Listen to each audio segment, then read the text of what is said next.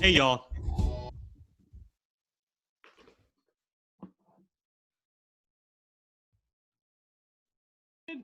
I was muted for the first time. Welcome, Dracuphiles, to Sundays with Dracula. Welcome to my house. Enter freely and of your own will. This is chapter 7 of Sundays with Dracula. I hope you were enjoying the music before the show because it is so appropriately titled for this week. That was Storm into Whitby by Pleated Gazelle, Tucker Christine's band. Tucker's one of my co-hosts on this show. I'm Edward G. Pettit of the Rosenbach in Philadelphia, which is the home of Bram Stoker's Notes for Dracula. Over 100 pages of outlines, early plot ideas, and research notes compiled by the author over the 7 years he developed and wrote the book. It is an extraordinary record of the conception and development of a novel. We will definitely see a few pages of his notes today. And joining me today as my co-host is Josh Hitchens, horror theater maker extraordinaire. Josh, are you ready for an exciting show today? I am so ready. I'm so excited to be back. You're stoked, right? Yeah. I am stoked, yes. Thank you. And joining us today as a special guest, you can see right there, is Grady Hendrix. Grady is the author of the novels We Sold Our Souls, My Best Friend's Exorcism, one of my absolute favorite nonfiction books, Paperbacks from Hell, about the history of the paperback horror boom of the 70s and 80s. And he is author of the brand new novel, New York Times bestseller, The Southern Book Club's Guide to Slaying Vampires. Grady, hello. Welcome to Sundays with Dracula. Hey, man, I am excited to dive into some Demeter action. Yes, I know. This is very exciting. And you chose this too, right? I mean, I gave you the choice. I said, these are the chapters coming up. Listen, man, Blue Oyster Cult, their song Nosferatu, talks specifically about the Demeter, rats in the hold. Yep. I fear the plague, the captain's log says. After our call, I had a call with Grady the other day, and after you mentioned Blue Oyster Cult, then I started listening to them. So I was listening, during the week to that tune, gearing up for today. Well, we'll talk about your new novel today. We'll talk about your interest in horror, vampire research, and then you're going to stick around for the whole chapter. So I'm in it to win it. Good. Because what we do here on Sundays with Dracula is dissect, annotate, anatomize Bram Stoker's novel about bloodsuckers in the 1890s. We are on Sundays with Dracula. We're spending 27 weeks talking about Dracula. The novel takes place over 27 weeks from May 3rd to November 6th. And there's 27 chapters in the novel. You don't have to do the math. I've done it for you. So we're talking about one chapter each week for 27 weeks. I have a co-host or two. Next week will be two. Each week, and we create a kind of conversational annotation of the entire novel, one chapter at a time. And sometimes we have special guests on the show, like Grady Hendrix today. A word about our sponsor. Bram Stoker's Notes for Dracula are one of the gems of the Rosenbach's collections. I should know. I work there. I get to work with these collections all the time to create great programs, including our magnificent virtual Bloomsday, which just happened on June 16th, on Tuesday this week. And you can find that virtual Bloomsday on our website. So if you missed it, if you were too busy doing other Bloomsday celebrations, just reading Ulysses on your own all day long and forgot to tune in, you can go to the Rosenbach website. You will find it on there. We have all kinds of great things in our collections that we create programs and courses around. Lewis Carroll, Emily Dickinson, other Irish authors, Herman Melville. We have one of the greatest Herman Melville collections in the world. Oscar Wilde, Marion Moore. While we're closed for quarantine, you can go online. You can see some of our collections guides. Let me pull up our website for you right now, so you just know what I'm talking about. Go to our website. Click in your programs. There's all kinds of virtual programs. Virtual courses have just gone on sale. We have 4 courses on sale right now: Black Women Writing, short stories. Hogwarts at Home, Harry Potter and the Socially Distant online course. We are reading with a professor from University of Penn, Melissa Jensen, the entire Potter canon over 8 months. First month is introductory, and then it's one novel per month. You get You get to read a Harry Potter book with a university professor who teaches children's literature and has done research in it. It's going to be really fabulous. We have an online course on Ulysses taught by Robert Berry, who is a great artist and a Ulysses expert. And then a course on African American detection fiction, which I am very excited to take. I am a big noir crime fan as well, and I'm very excited to take that. If you would like to make a donation to the Rosenbach, not sign up for one of our courses, but instead make a donation so I can continue to bring you shows and create even more programs and courses just like Sundays with Dracula, go to our website. There's a support tab up there too. That's what I was really supposed to be showing you. And then I got all swept up and like, oh my gosh, the courses are starting. I have to tell everybody about the courses. So Sundays with Dracula is free to you from the Rosenbach, but of course it costs money for us to create and operate shows like this. So if you'd like to make a donation, become a member to keep this going, I would love that. Josh, let's start with Josh because I haven't talked to you now. And, I know it's been a while. That's the tough part about the rotating, co-hosts is that I don't get to talk to you enough. Josh also has a podcast that he does. But Josh, talk about your podcast. Sure. So my podcast is called Going Dark Theater, and I write and narrate it and research it. And it is about finding the humanity behind true stories of horror. It's midway through season 2 right now. The first season focused on sort of the true ghost stories, haunted places that have stuck with me over the years. But the second season is all about unsolved mysteries and began with a 6-episode really deep dive into the Whitechapel murders with a focus on the lives of the women who died, but then moving forward with Lizzie Borden, and it's going to go starting in 1888 and going to end with a case in 2017. So I'm in the midst of that right now, but it's a lot of fun. I really enjoy doing it. That's exciting. Grady, you should listen to those. They're really great. Josh does this stuff. They're so much fun. Josh, are you still doing your Choose Your Own Adventures on Facebook? I've taken the past couple of weeks off because I just recently moved and was having internet issues, which are now solved, thankfully, by today. So I will be doing that. I had been for a while on Friday nights reading the old Choose Your Own Adventure books online and having all the folks watching comment with what choice we should make cool. and going by majority. Super fun. Yeah. So I that got will come back in soon. 1 week, and it was the Space Vampire Week, so that was so much fun, and it was a lot of fun to do that. So excellent, Grady, a great pleasure to have you here today. Paperbacks from Heart. Let me start with Paperbacks from Heart because I love that book so much, and it seems, and especially the work you do online for writing for various people as a tour or whoever you write for online. You do so much research into, you're a literary historian and in one sense, really, as well as a creator amateur of novels. Amateur. Yeah. I'm an amateur at everything. I think the nice term is dilettante. Dilettante. Okay. The thing. No, go ahead. No, go ahead. No, you talk about the work that you do before we start talking about. No, when I wrote Paperbacks from Hell, which is, if people don't know, it's a book I wrote about sort of the history of paperback horror, that paperback horror boom from the 70s and 80s that died in the early 90s, where, books like this were kind of like everywhere briefly, and then they just disappeared. But it really just came out of this sort of weirdness where I was going to all these used bookstores, like, not fancy ones, but like paperback swap shops, and seeing all these horrorback paper novels where I'm like, who's Ken Yulo?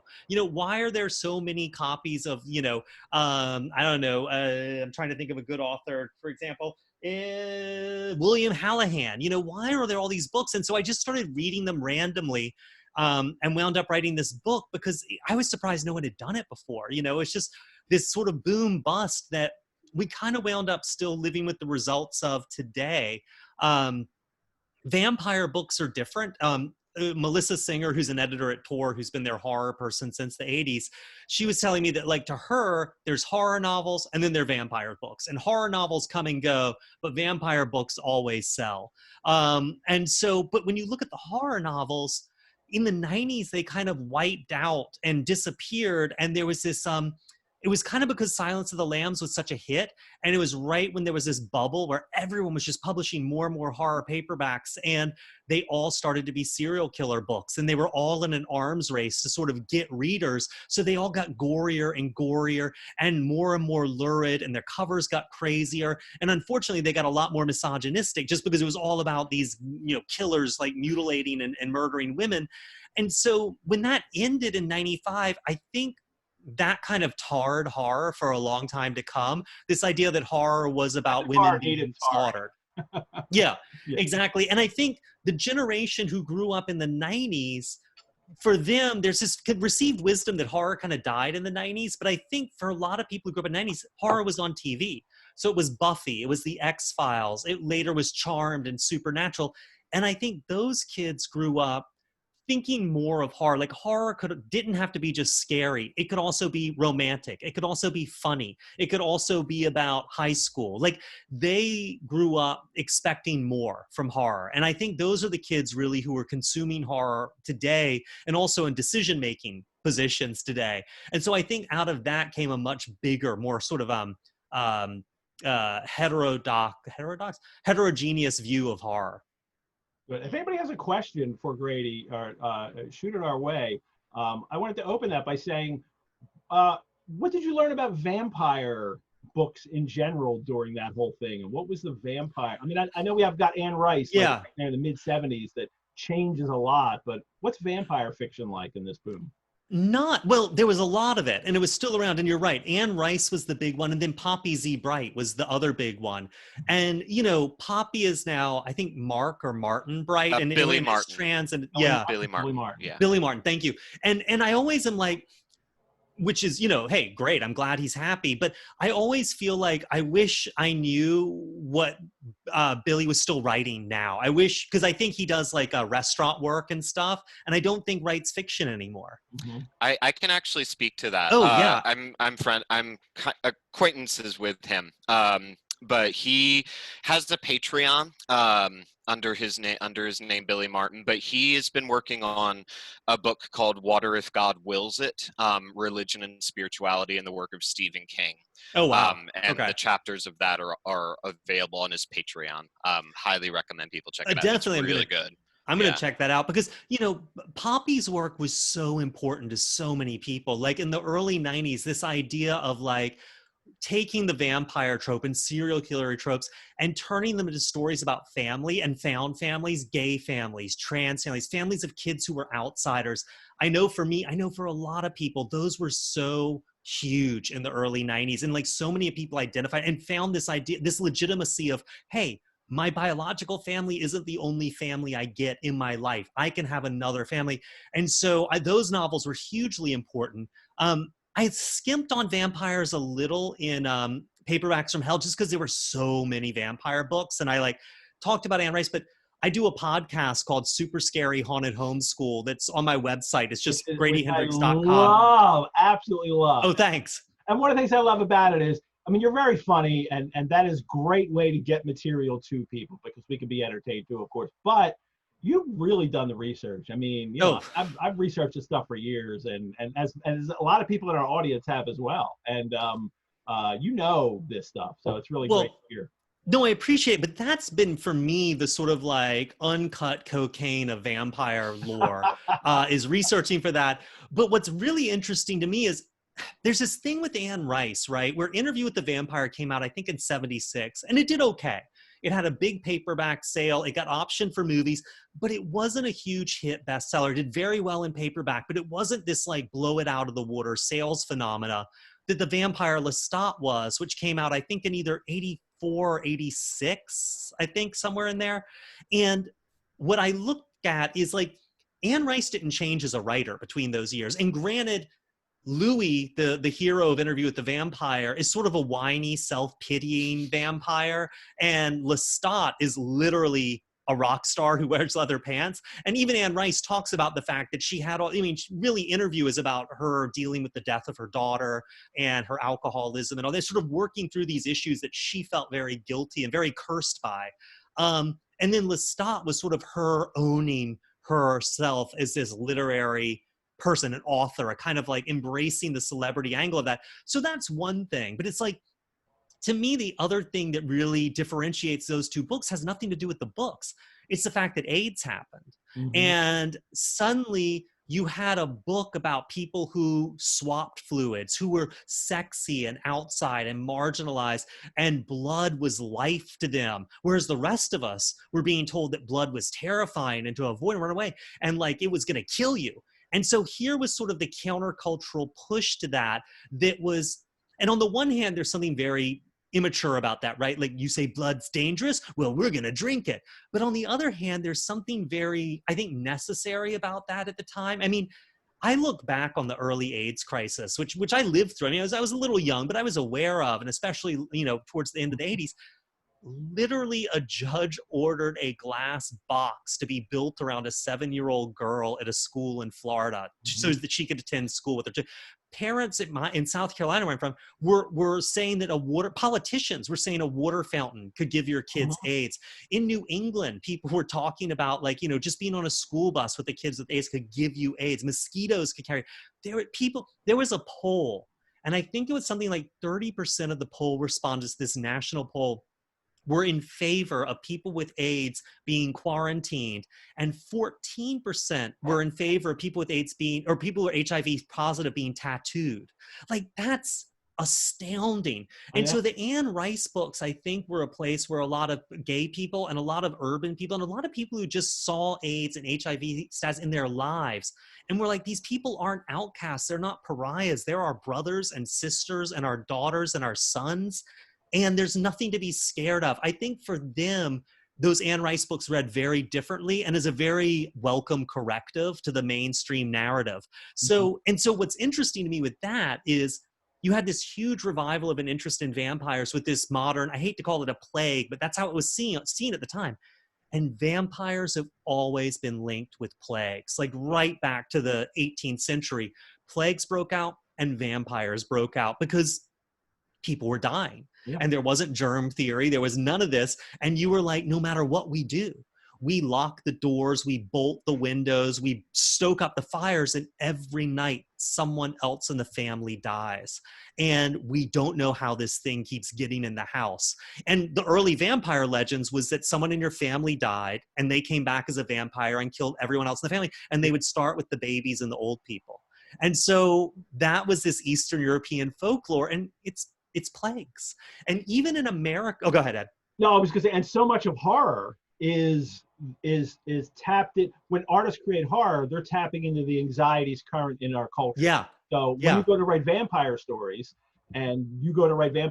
especially, you know, in the beginning of the age of AIDS, that's really going to affect the way you craft this blood drinking monster. Did you see a lot of Josh? Did you see a lot of parallels in that kind of late 80s vampire stories with this kind of AIDS backdrop to them, or thematically linked? And Grady, thank you so much for bringing all of that up, because I don't think it is talked about enough. And I do feel the same way, like as a gay person as well, like with both film versions and the books of Anne Rice and the books of Poppy Z. Bright, Billy Martin. Now, like his book Lost Souls, his first book, which is an amazing vampire novel, is literally the book when I read it at 15 that made me feel okay with who I was. That is the book that did it, you know. And I think and I think it's so important to remember for a lot of creators and fans of vampires specifically, there is that very personal parallel that I think is still very, very strong and worth talking about. Yeah.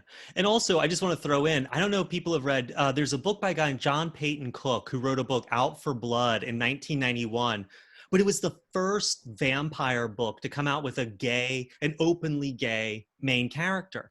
And even in 1991, the story is about a guy who's dying. In the book, he's dying of leukemia, and he gets turned into a vampire and sort of finds love and a family and all this stuff. But it's very much about how, like, he had sort of given up, was in this depressed state, and death was the end for him. And then he discovers that he didn't have to be scared because it was just a new beginning. And when he wrote that book, originally John wanted his protagonist to have AIDS and be dying of AIDS. And the publisher was like, absolutely not. That is too political. It will turn off all your readers. We will not publish that book. It has to be leukemia. And that's 91, which is when that initial hysteria, I always was under the impression, was starting to die down, but it was not. That lasted a long time. I'm sorry, Matt just asked what book I held up. It was Poppy Bright's Lost Souls, Billy Martin's Lost Souls. So I wonder if is he gonna republish under Billy Martin, or does he keep, Josh, do you know, is he keeping everything under Poppy Z. Bright that he wrote under that name? I think as far as his Patreon goes, like because he also sells a lot of artwork that he makes too. He does still use the Poppy Z. Bright name for that, I think, just because of the recognition. Yeah. But as far as his new book, the Stephen King book that he's working on, I'm not sure. Okay. Yeah. And can I just jump in really quickly? Because Adrian just said in the chat about The Hunger, Whitley Strieber's book, The Hunger, which is the book, one of the great books Whitley Strieber wrote before Whitley was adopted by aliens. And Strieber is a really good writer. And I didn't read The Hunger until about 10 months ago when I was sort of doing research on vampires. It's a really good book. The movie's terrific, but the book it's one of the few books I've ever read that left me so unsettled at the end. So someone pointed out to me it has a lot of sex in it, and I realized that, like, 70s and 80s mass market paperbacks, they, like, part of the appeal was the sex, right? Like, people were like, you got to put sex in to get readers, but there's so much more sex in those books than we're comfortable with now, I think, as readers. It's just publishing has changed. And that happens in the 70s, movies. Yeah, exactly. But if people can find a copy of The Hunger, the first one, he later wrote a sequel that's not good, but it is I think, and the movie's great, but it has this really messed up ending. The book is phenomenal, and a great vampire story, and a great story about love. And we get David Bowie as a vampire, so you know, like, you can't go wrong with David Bowie as a vampire. So I know we could hit all these little things all day long. I want you to talk a little bit about Southern Book Club's Guide to Slaying Vampire, and which I'll hold it up again. Absolutely fantastic. I loved it. Thanks. I love so much the setting of it, and Josh, did you get the copy? Because I did. Yes, thank you for sending me one. I loved it. Thank you. Thank you to your publishers, Quirk Books, because they sent me a copy. I'd actually ordered a copy, and then they said, you want one, and I got it, so I sent that along to Josh so we could both have one for this. But tell us a little bit about conceiving this book, and especially how you conceived your vampire in this, without giving spoilers away. We don't want to do that for no spoilers except for Dracula. For Dracula, spoiler city. It's over 100 years old, people, get with it. Well, you know, it's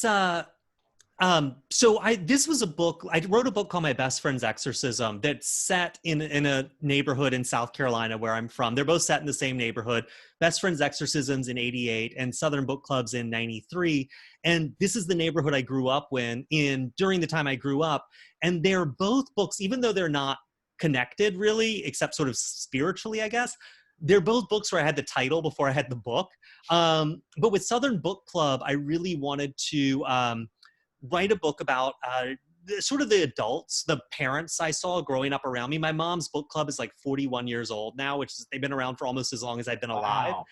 Yeah, and I hated them growing up. I just like, these are a bunch of stupid moms, and they read dumb books, and they're loud, and I can't come downstairs when they're having their meeting, and blah. And I was like, then you get to be a teenager, and you're super judgmental. And as I got older and got to know these women as adults, I was like, oh, this is actually kind of phenomenal. These women have been through a lot, like everyone.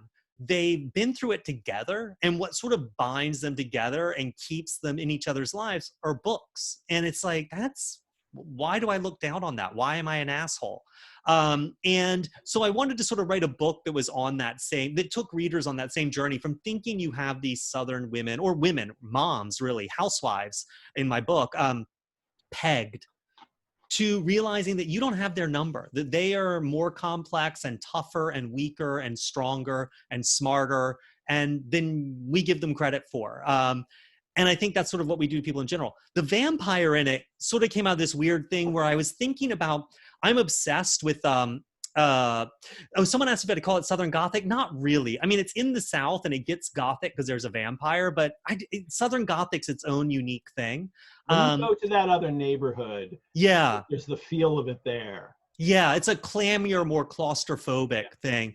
But I'm obsessed with The Bridges of Madison County, the Robert James Waller book, because you look at this book and Robert Kincaid comes into town and he's this good-looking, rugged, blue-collar kind of guy, but he's also got the soul of a poet, and he takes photos and he's got an artist's eye, and he wears jeans and drives a pickup truck, but he's so sexy. And then he meets up with his housewife, I can't remember her name, but he meets up with her, and Francesca, I think. Francesca. So narcissistic. And he meets up with her, and like they have to keep their relationship secret, and he has to hide his truck so no one knows he's at her house. And I'm like, this dude's a serial killer. Like, there is a way you look at this, and there is this American archetype of this cowboy, right? This Shane, this man with no past who comes into town, and he turns everything upside down, and then he goes away. And that is the cowboy, or Jack Kerouac, or and Eastwood plays him in the movie. Eastwood makes the movie, and Clint Eastwood actually plays him. Exactly. It's the cowboy archetype. Yeah. But it's also the serial killer. Yeah. Like, how many times do we, we had no idea he seemed like such a nice man, and it's like, and to me, a vampire, the more interesting version of a vampire is a predator. It's a serial killer. It's someone who doesn't look at human beings as their equal. It's someone who looks at human beings as fuel for themselves, for their fantasies, or for their survival. And so in Southern Book Club, I really wanted to find a vampire who was a legit predator, who wasn't cute, who wasn't romantic, who anything romantic about him was camouflage he uses to get inside your head and get you to let your guard down. Sort of like the ultimate toxic dude, all his interest, all his fascination in a woman is simply to manipulate her. Josh, did you have any question about to go with, or did you have a question, Josh? Oh no, yeah, okay. No, I think that's such a great thing to talk about too. Is that idea of like serial killer and vampire being such a similar thing? Because you're right, like feeding on people and using them. I think that's a really fascinating parallel. Yeah, and alone, right? Except for Anne Rice, like vampires are all guest star. That's my cat Mina. That's Mina. Hey, Mina. Oh my God. But yeah, vampires are loners, except in a few rare cases. Like Anne Rice's vampires and Poppy Bright's vampires had families. But, most vampires are loners, like most serial killers. And someone mentioned in the chat Near Dark. And again, Catherine Bigelow, very early to link up that image of sort of the like blue collar, dungaried, like cowboy with vampires. Did you, Grady, so when you decided you were going to write this, do you approach, because you're writing fiction, you can write whatever the hell you want, but then it seems you went down like the vampire research path anyway. Yeah. I mean, before I can jump in the pool, I have to stand on the edge for a while and get my nerve up. And that's the research part. For the vampires, I just read Dracula, and I read this Montague Summers book, I always want to say the modern vampire, the vampire in Europe. Researching the 90s and researching parents, I don't have kids, those were the two things that gave me the most trouble. Just because the 90s are close enough that they feel, we don't quite have a handle on them yet, but they're far enough aback that like they were really weird and different.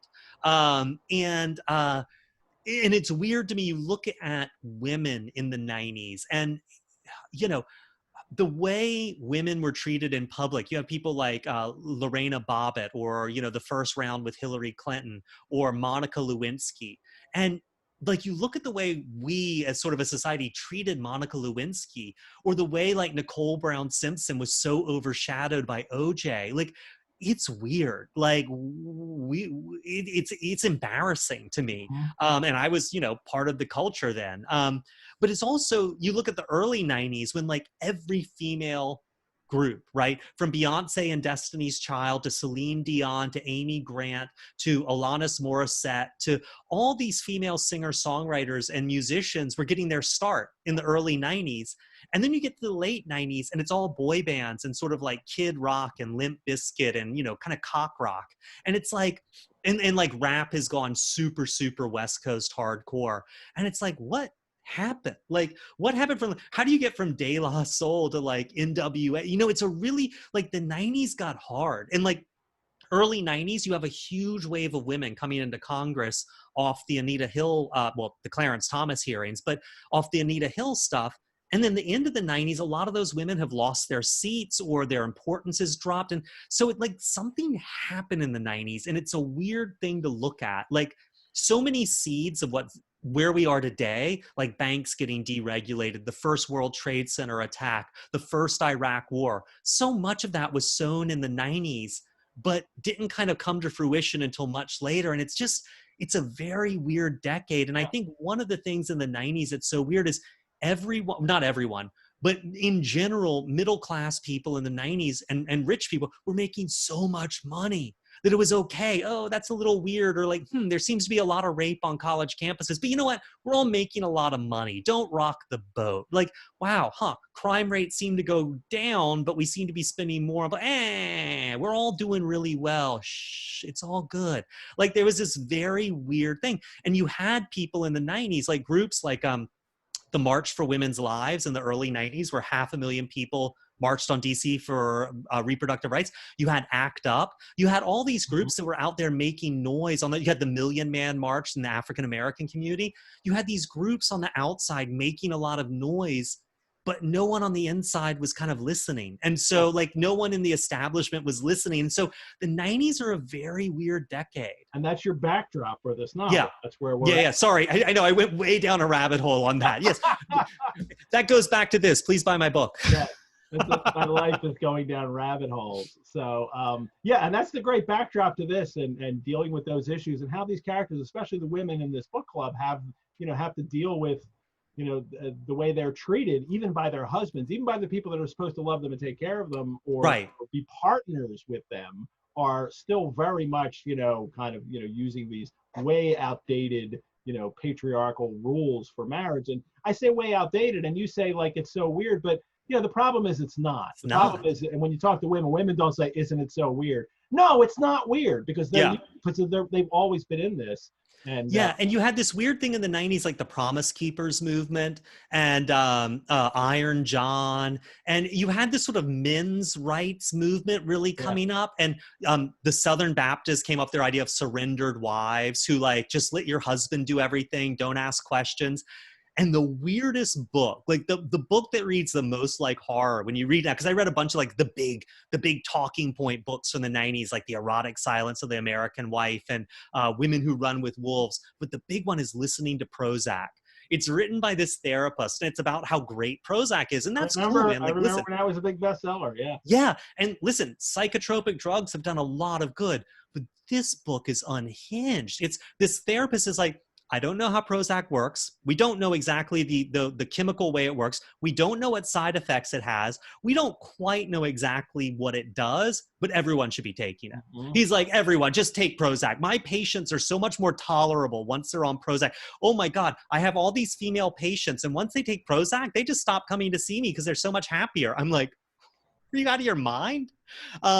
One of the things I wanted to say is like, I love how all this ties into your vampire novel, your horror novel. And that's something that, genre fiction does it better than I think than straight literary fiction. I really do. I think genre fiction tends to tap into the anxieties, the things that are really going on. And just as Dracula is all about the 1890s, the late 1890s and their anxieties, and next week we get the first mention of the New Woman. And the technology and your book does that as well. And another thing your book does that I really like that ties into Dracula well is that your vampire he's completely an invader. He has come Right. from the outside into this community to take over this community, you know. But Well, and that's something that Dracula does. That's that very classic horror narrative of something invades, people come together, they repel the invader, everything returns to normal. And one of the things with Dracula that I find so interesting is in the middle of this book, you're getting this like shadow history of Victorian England with like, you know, we're not just repulsing the invaders, we are decapitating them and their collaborators in their the most sacred place we're defiling. And, you know, Dracula's 1897 in America, they were actively not murdering, but they were actively killing vampires up through 1893. I mean, Exeter, Rhode Island is the last case of a vampire, and it was linked with consumption, which was a huge killer. 1893, they dug Mercy Brown up in Exeter, Rhode Island, And in yeah, front of her brother, Mhm. chopped her body up, pulled out her heart and her liver, burned them, and then fed the ashes to her brother, who still died of tuberculosis 8 weeks later. But that's like 4 years before Dracula. It's and just these Stoker things does that aren't talked about. Stoker researches that stuff. Within Stoker's notes is a newspaper cutting from a New York newspaper about these people in New England digging Oh, their bodies. Vampires in That's New England. amazing. Yeah. I have to send that to you. I'll send you that info. I forgot to send that to you. I should have done that this week. Yeah, please do, because that was this thing that was so crazy, and they were like carnivals sometimes. Yeah. And that's what I like about Dracula. It's like, this is what, you know, in the foreground you have Queen Victoria, you have the you know, the Great Exhibition, you have all this progress, and in the shadows you have people, you know, doing the dirty work to keep out the invaders, to keep England pure. Mm-hmm. And Great. immense poverty too in that time. Like that's one of the reasons why I'm so fascinated with the Victorian era. Is like we think of all the luxury and Queen Victoria and all that and all this new stuff, and you have like absolute destitution on the Mhm. other side of that. You know, so it's these two extremities. Like Yeah. one of the So unlike today. right, yeah. Like one of my favorite contemporary reviews of Dracula, I forget who wrote it, but they said like this is the most blood-curdling novel of the paralyzed century, and that's one of my favorite descriptions of the book. I'm like, That's that great. whoever wrote that nailed it, you know. Yeah. Well, you know, and that's one reason why I set my vampire book in the 90s, because the 90s is famously the decade when nothing happened. And Hmm. there was this view in the Victorian era that the empire was stasis. The empire was an unchanging, eternal thing that always had been and always would be. It was as God willed, you know, and the 1890s were when that was all starting to fall apart, you know. I mean, the Boer War, the seeds of that were there. I mean, the economic recession was starting to like really take a hold. And so, you know, horror was there looking at the rot before anyone else. Mm-hmm. Grady, have you lit a candle for us today, or is that one of those? It's like actually a light, or Oh no, this is a candle. I'm expecting my office smoke alarm to go off at any minute. Well done for the candle The today. candlelight just always makes you look a little younger, and once you Yeah, go well, past there you go. 45, you need all the help you can get. There you go. I actually spent a lot of time lighting this room the last couple of weeks, not to make myself look younger. Like clearly, you grow this beard, you're not trying to look younger. But Yeah. it has been like like the lighting changed over the last couple of weeks with the time of the year, and I had to rejigger everything. It's still not perfect, but I'm home. That's what I got. I'm going to skip over Revenants today because I definitely want to get to the novel soon. But somebody did ask, what am I drinking? And today, my drink is, and I very rarely drink vodka, but with the Russian Demetri, I thought I should have a vodka-based drink. So it's vodka, blue curacao, and just like a dash of Galliano Aperitivo, like, which is, you know, it's a bitter, and it's this nice little thing because I wanted to call it the storm into Whitby, and it needed a little something in there. I put a cherry. I put a cherry in it. And I was hoping the cherry juice would kind of swirl a little, and it only did it at the beginning to create a kind of storm effect. But is the cherry in the drink just representing a shout out to Jonathan Harker? No, well, you could, but you know, but I could just eat, and I do sometimes just eat right out of the jar maraschino cherries because I love them so much. So, but this is the storm into Whitby today. So, but I don't think it's a 2-drink one. I usually have 2, and I've actually got a gin and tonic ready to go when this is that. I gotta say, I always like Dracula because if, you know, it includes my favorite person in horror literature, Mina Harker, and my least favorite, Jonathan Harker. If Mina wasn't Doesn't pregnant deserve at the her. end of the book, I would suspect that to be one of the most unconsummated marriages in the 19th century. All righty.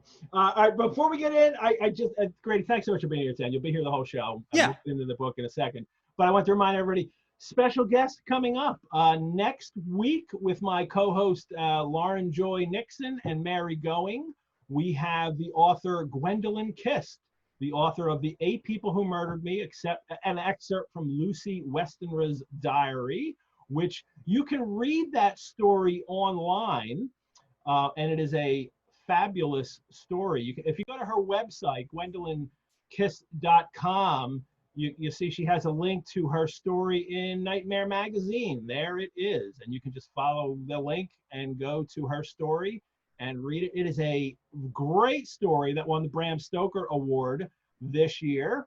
And Grady, you recommended her. When I sent ahead to invite you, it was the publicist from Quirk, Nicole, right? She said, Grady said, hey, if you're looking for other people, this Gwendolyn Kiss story. So you were aware of this as well? Yeah, I had read that story when it was nominated for a Stoker because I'm one of the Horror Writers Association voters, and it blew me away. I love it. So, and the fact that she could do something new with Dracula blew my mind. Yeah, and so I'm very excited to have her on, especially for the chapter next week when Lucy gets bit. It'll be really exciting. So thank you. That's chapter 8.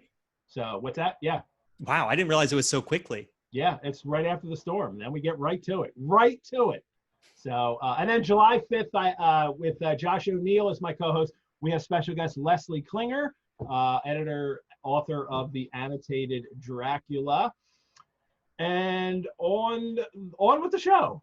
Let's talk about chapter 7 of Dracula. Let me pull it all up here. It's again, we get another narrative change here. Now we're getting a cutting from the Daily Graph, 8 August, pasted in Mina Murray's journal from a correspondent. So now we're getting another form of narrative here. We've had letters, we've had telegrams, we've had journal entries. We have journal entries that are written in shorthand and then later, translated, and then journal entries recorded on a phonograph and then or a cylinder, and then translated for us. And now we're getting a newspaper cutting pasted in her journal. And he even uses that too. He writes pasted in to kind of give you this impression that you're turning the pages of her journal and there it is pasted in there. And it's written very much in the style of, or at least, Stoker's estimation of a style of a journalist writing at the time. One of the greatest and suddenest storms on record has just been experienced here, with results both strange and unique. One of the first things I would say too is that Stoker really researched storms. Now I'll get in a little bit, I'm gonna show you some pages, some other research that he did, but in the notes, there's three pages of just wind and weather in Whitby as he's there and getting from sources and going, to the library and finding out exactly which directions the winds come on and what happens in the storm and what do the clouds look like. And he really goes full into it. And you can see through the rest of this paragraph, he's using that language of the approaching storm, and that language is in his notes as well. Josh, Grady, on the storm coming in as we start? Well, I've always wondered, because the newspaper article in this chapter is filed by, I can't remember what the paper is, but it's a fake paper, but yeah. They're a Whitby correspondent. And I'm like, really? They've got so much happens in Whitby, they have to have a permanent Whitby correspondent. But one thing, and this is one reason I like this chapter, is there's 2 things that make no sense in this chapter. And one of them is the weather, because for all the research Stoker did on it, the days start getting really mixed up in here, you know, like, because he keeps referring to, the Whitby correspondent keeps referring to the storm coming on yesterday, but the story's filed, I think, 2 days there. And so, I mean, even when you read the Klinger annotations, Leslie, I mean, he spends all this time trying to figure out exactly what day the correspondent's talking about, because they talk about Saturday, but it had to have been Sunday, and it's very confusing. And one thing I love is that, you know, Stoker comes out of his background as Henry Irving's manager. And so Stoker, I think, this chapter is a great example, realizes that it's important to get the drama right. It's important to get the emotional stuff right. This storm, and the storm feels real because, like you said, he researched it, but the details, what day it is, what day, that stuff, you can forget about that because no one's going to notice. They're going to notice the grand effect. And Dracula is a grand character, so he, like an actor, needs a grand entrance. And so it's like, get the special effects looking real and forget about those details with, like, you know, making everything match up. And that, I think, very much is the operating mode of Dracula. It's a book in the dramatic mode. It's not a realist novel like from the 1870s or 1880s. It's not a sensation novel of the 1860s about social issues. It is a romantic melodrama of the 1890s, like H.G. Wells' early books, or Robert Louis Stevenson's, or Kipling. Like, or he's writing, this is practically a stage show just with better effects. Mm-hmm. I think actually, and just regarding the dates, to try to geek out, I think because Leslie Klinger is bound by the conceit that this happened, he's trying to line it up with a particular year when the days also make sense. And I think it actually works, especially because we're dealing with a day when more than one edition of a newspaper came out every day. So this is Mina's last journal entry is they see the storm approaching, and that's on the 6th, isn't it?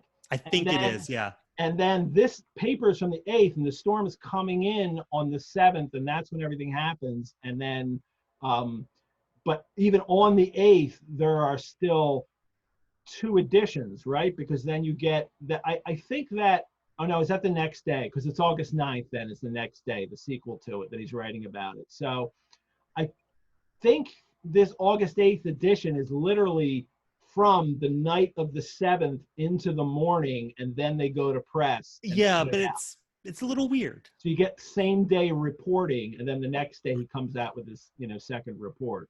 So I'm not sure the dates actually don't line up. I think they actually do. But yeah, you just have to do a lot of jigsawing. Trying to figure out this novel and what happens every day, as I did a couple years ago. It's really difficult. There's so much back and forth that you have to go through it to figure out, are you writing, at what point are you writing about, because your journal is dated whenever it is. Yeah.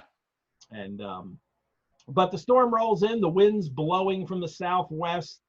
You get the approach of sunset, and he's got all these great descriptions here: the myriad clouds of every sunset color, flame, purple, pink, green, violet, and all the tints of gold. Their mass is not large, but of a seemingly absolute blackness in all sorts of shapes. And then it comes in, the wind fell away, dead calm, sultry heat, approach of thunder. And then I think someone's coming. Do you have my thing? Come in around the door. I think I had some mail today. Oh, I did. Just give me the bottom box.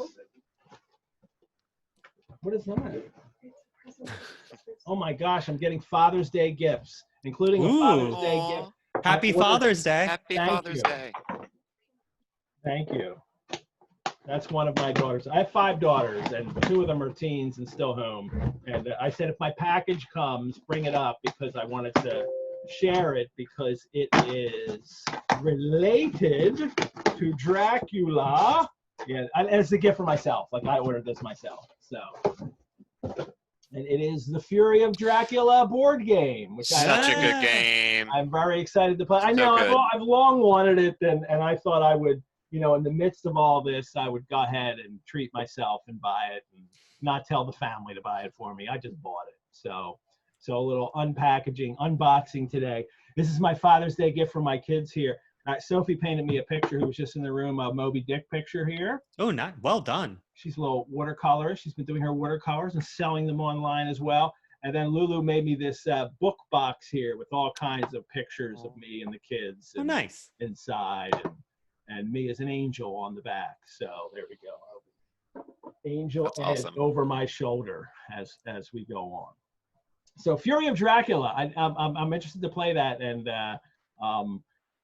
continue my love of Dracula. But we're in the storm right now. And happy Father's Day, anybody out there celebrating who's on the show now or watching.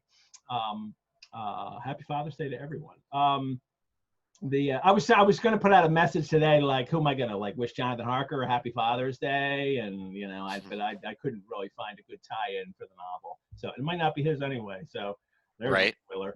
Mm-hmm. But the storm comes in. Oh, and I love this because we get a reference to Coleridge's Rime of the Ancient Mariner. Because everybody references Rime of the Ancient Mariner ever since it was published throughout the 19th century, especially horror novels. They're constantly going to that text. As idle as a painted ship upon a painted ocean. Not even a very horrific or a very kind of, gothic-y, allusion there that he's hinting at, but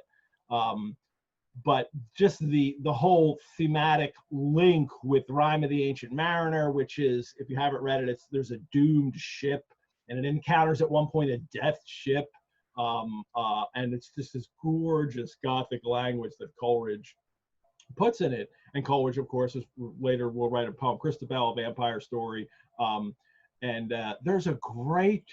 I think you can find it on YouTube. There's a great version of Rime of the Ancient Mariner read by Richard Burton, with also John Neville and Robert Hardy doing the two different parts in it. But Burton himself is just doing Rime of the Ancient Mariner.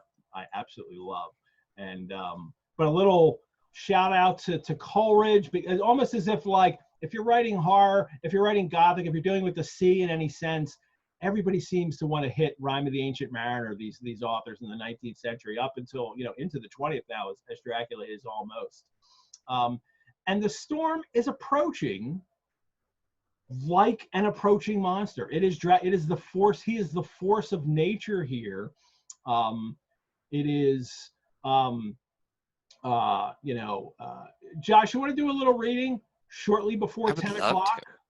Yeah. And just to speak to what you just said too, I love that in the previous chapter, Mr. Swales even says oh, there's death coming with the storm. There's so much great stuff here. So shortly before 10 o'clock and finish with Devouring Monster. Excellent.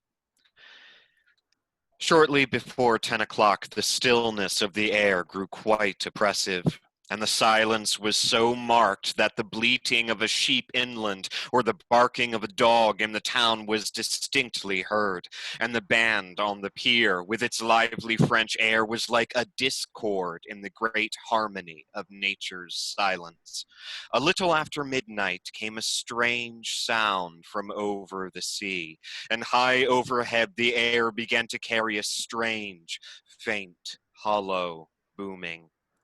Then, without warning, the tempest broke with a rapidity which at the time seemed incredible, and even afterwards is impossible to realize. The whole aspect of nature at once became convulsed. The waves rose in growing fury, each overtopping its fellow, till in a very few minutes the lately glassy sea was like a roaring and devouring monster. White-crested waves beat madly on the level sands and rushed up the shelving cliffs. Others broke over the piers, and with their spume swept the lanthorns of the lighthouses which rise from the end of either pier of Whitby Harbor. The wind roared like thunder and blew with such force that it was with difficulty that even strong men kept their feet or clung with grim clasp to the iron stanchions. It was found necessary to clear the entire pier from the mass of onlookers, or else the fatalities of the night would have increased many-fold. To add to the difficulties and dangers of the time, masses of sea fog came drifting inland, white, wet clouds, which swept by in ghostly fashion, so dank and damp and cold that it needed but little effort of imagination to think that the spirits of those lost at sea were touching their living brethren with the clammy hands of death, and many a one shuddered as the wreaths of sea mist swept by. Oh my God, it's so Yeah. good, I right? know. I was gonna stop Uh, you halfway, and then like, yeah, keep going. 'Cause No, it's like Claire said in the chat a bit ago, like it's such a, like the dark and stormy night, Yeah. and it just, I love how much of a powerhouse Stoker's writing is, especially like in the first half of the book. Like you get the first 4 chapters at the castle, and then weird things with Mr. Swales and Lucy, and now this chapter, which, like Grady, is one of my very favorites, and I think hugely underrated because it's just a great ghost story on Yeah. its own. Yeah. Well, and I was going to say, one of the things I liked when I was talking to Ed a few days ago that I liked about this chapter is how much Dracula's in it. But then I realized I'm an idiot. He's not. He's just, people talk about him being in it. But again, it's another chunk of the book. I mean, I think Dracula is ultimately on 62 pages of like a 390-page book. Again, it's one of these chapters where, like a mist, he hangs over the entire thing, but you never really see him. Not Yeah, and directly. and we're getting a little bit of ahead, but like in the captain's log, when he's talking, the way that they talk about Dracula, that they call him it, and like what he looks like, tall and thin and ghastly pale, like, and just imagining, being like in the darkness on this ship with no escape, with this inhuman thing that is stalking you and killing the crew one by one. It's so good. Yeah, we'll So definitely good. get to that. Yeah. But I love the idea of Dracula as an approaching storm, as not only can he, and in Stoker's notes he mentions how vampires can control weather, and Adrian P asked that question: do we have any clues of where Bram Stoker got the idea of the vampire power to influence the weather?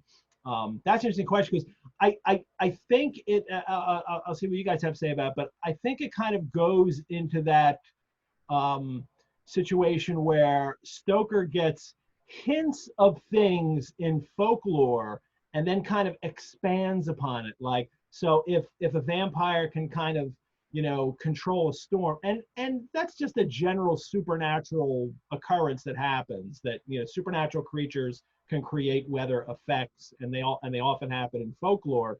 But Dracula, he takes it to an extreme and gives Dracula this, he's like Zeus, Thor, all wrapped in one, and can make a storm, and also make fog, and control the way the clouds roll, and it's such a great power for him to have, and also adds to that invading, that he's not just this monster individual coming.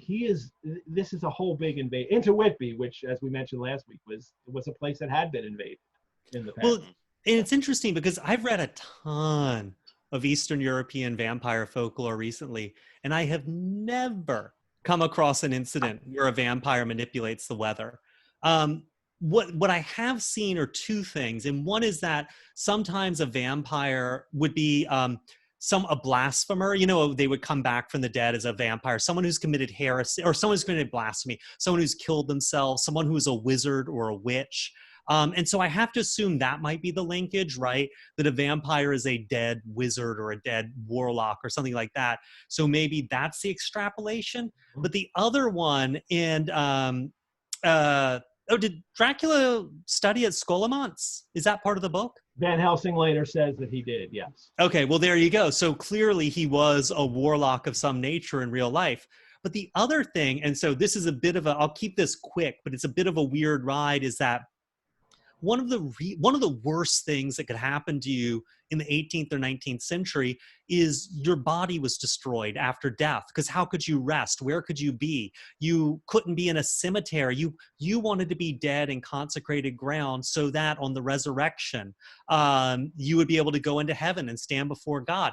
That there was this idea that the corporal, the intactness of your body was important. That's why traitors were drawn and quartered. That's why suicides were not buried on consecrated ground, and sometimes that's why vampires in folklore were decapitated or dismembered or burned.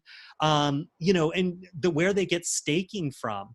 Staking was originally designed to pin a suicide to the ground so that their body didn't wander around. And then when they began being applied to vampires, they weren't staked to destroy their heart. They were staked to hold them to the ground so they could be decapitated. But this idea of losing the corporality of your body was somehow like the worst thing that could happen. So then you have Dracula, who doesn't really have a body. Sometimes he's mist, sometimes he's a wolf, sometimes he's a bat, sometimes he's a fog or the weather. Like this idea that Dracula was this sort of non-corporeal thing that he was constantly shifting was really threatening. The boundaries of his body didn't limit him, and he wasn't bound. He was beyond salvation. He was beyond resurrection. He was beyond anything because he wasn't corporal. He was a mist, and that was enormously, you couldn't see him in a reflection. His image didn't exist. That's a weird little subtext, I think, that runs through Dracula and leads you into places like the lack of reflection, and then later vampires not showing up on photographs. This idea that there is no there. Let me I'm going to jump into a little bit of the notes here. I meant to share this one earlier because this is the kind of, this is the note that is his early draft outline of what this chapter is going to be. And it is book 2, chapter 2. And it's, Whitby, letter, Lucy to Dr. Stewart. And then that's crossed out because his original conception was Lucy being engaged to Dr. Seward before he came up with the whole 3 engagement and created that whole thing there. But let me find the words for this. Here they are. But it's the storm, Mina away on business. I mean, obviously Mina's not going to be away on business for anything by this point. And then newspaper report. So he's going to bring that in. And then it's strange sail, seeming derelict, runs into harbor. No one on board, bodies washed up on shore. So he was originally not expecting them to come in with only the captain, that the crew was going to kind of wash in around it. He's got this kind of grand vision of this giant scene that happens that he later refines as he develops. Same night, Lucy on cliff sunset. And this will happen later now because it says red eyes in sunset. He's kind of put in here in a little character, red eye. And that's something that we won't see till the next chapter when Lucy and Mina are there. Strange man going to the tombs.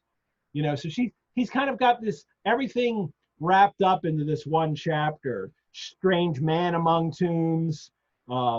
They talk. So Lucy encounters Dracula already, and they talk. And then a little bit later, we get the fishermen talk down here. Ship full of clay, coffin found aboard, and then local attorney, to claim cargo. So he's kind of everything here that he's kind of separated later, and then changed some of this because number one, he has to change character relationships. Right here he just crosses out. Lucy's not writing to Seward at this point, and to stretch this whole thing out. He also has, at one point, Lucy writes to Mina. So he doesn't even have them together here at the same time. Where is that? Here it is. Lucy writes to Mina. So he doesn't even have them on the same, in Whitby together. He's just got Lucy there first. And Dracula's going to come and she's going to meet Dracula and they're going to talk. They're going to meet in the graveyard and talk, and she'll describe him. And then I guess he'll feed on her later. But with the Demeter arriving, it is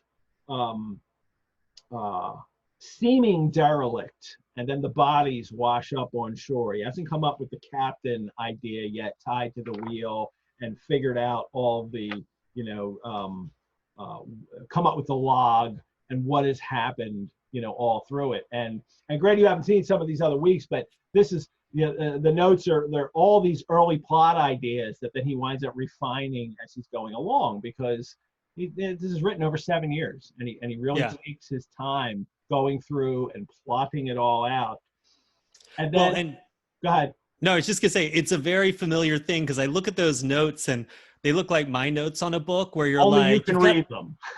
well, that, and also you've got all these really good, Mina's gonna see Dracula in the graveyard, and she's gonna be writing a letter to Lucy, and you get there and you're like, this is garbage. It's so much more dramatic if the boat is empty with the corpse lashed to the wheel. It's so much more dramatic if Mina meets Dracula with him sucking her blood. Like, you're like, why did I have these stupid notes? What kind of hack am I? Because then when he's in Whitby, he winds up and he finds out about this particular wreck, the Demeter. And here's one of the notes, and it is on October 24th, 18. I don't know what this is. There's a box up here with a little circle in it. I don't know what that notation is supposed to mean, and it's not it's not commented on in the facsimile notes. Or does it appear on other notes? Is it on one of these others? Now I'm trying to remember. Was it on? I don't think so. It is. Because I was going to say one of the things. It's also on another note that I'll show in a second. Because I was going to say, one of the things I do is I wind up with so many notes that are handwritten, I start making a big star or a circle in the upper right-hand corner to remember what I definitely want to use. So, and I don't see anybody commenting on it, but it's on one other Dmitri note too, which is interesting. But this one is the Russian schooner Dmitri, spelled differently. About 120 tons, was sighted off Whitby about 2 p.m. Wind northeast. Force 8, fresh gale, strong sea on coast, cargo silver sand, which he then uses, in this, which is apparently some kind of very fine sand that has a silver color. It's not actual silver. Cargo silver sound from mouth of Danube. Ran into harbor by pure chance, avoiding rocks. The following is extract from logbook of the Coast Guard station. And then that is this next note here, this one. And I'll enlarge this some. See, again, that notation is on the top there.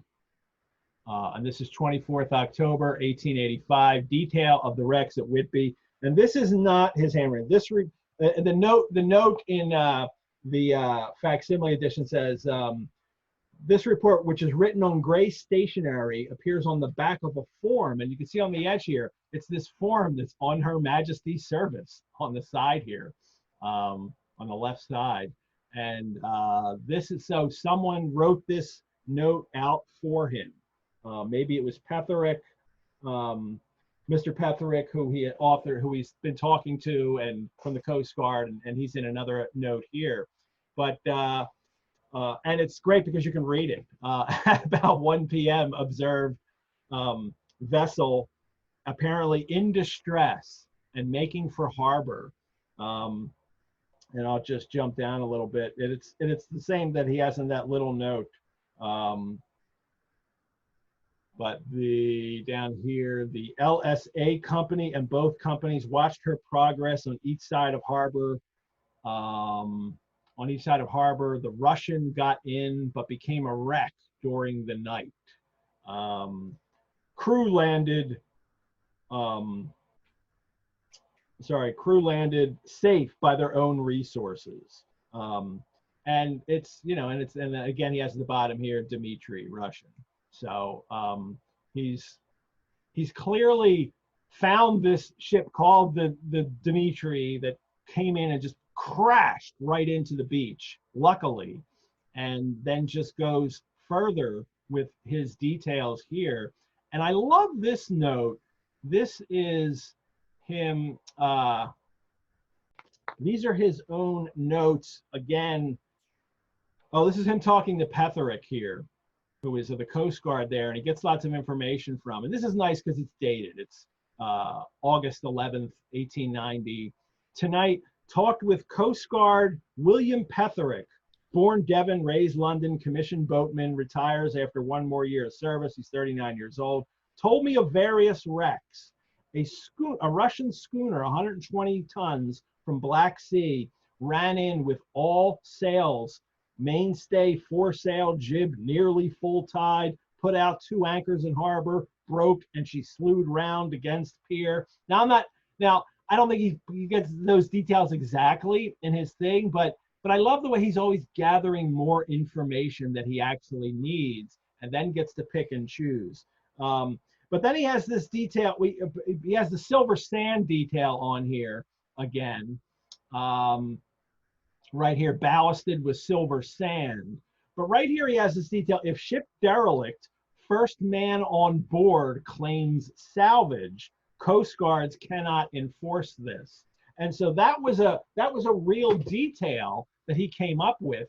And as we'll see later, when we get to that later part in the chapter, he has to deal with that. Because Dracula can't have just some guy come on board and claim his boxes that he needs later. He's not on board at this point. But so Stoker has to then go to the law and figure out a condition of the law that will make Dracula still able to acquire his boxes. And you can ignore that. Like, he could have just ignored that and had it come in and ignored the law about, somebody jumping on. And he always seems to be looking out for, there's some geek going to be reading this at his time and saying, wait a minute, that couldn't happen that way because that would have been the first. So he has to make sure he explains things. And it all winds up with this great effect that everything that happens is more real because he has paid attention to the details of this. And it also gives him, because what's interesting is the detail that I don't think, maybe you do and I haven't seen it, obviously, you're more familiar with the notes, is the greatest detail, which is the captain lashed to the wheel. Like that is this corpse lashed to the wheel of this empty ship is such a strong dramatic image. All these realistic details give sort of a credence to that. They build a stage where he can put this ridiculous but resonant image on that's so powerful. I'll have something to say more on that when we hit another detail that comes up, because I think these details are a key part of why this novel works.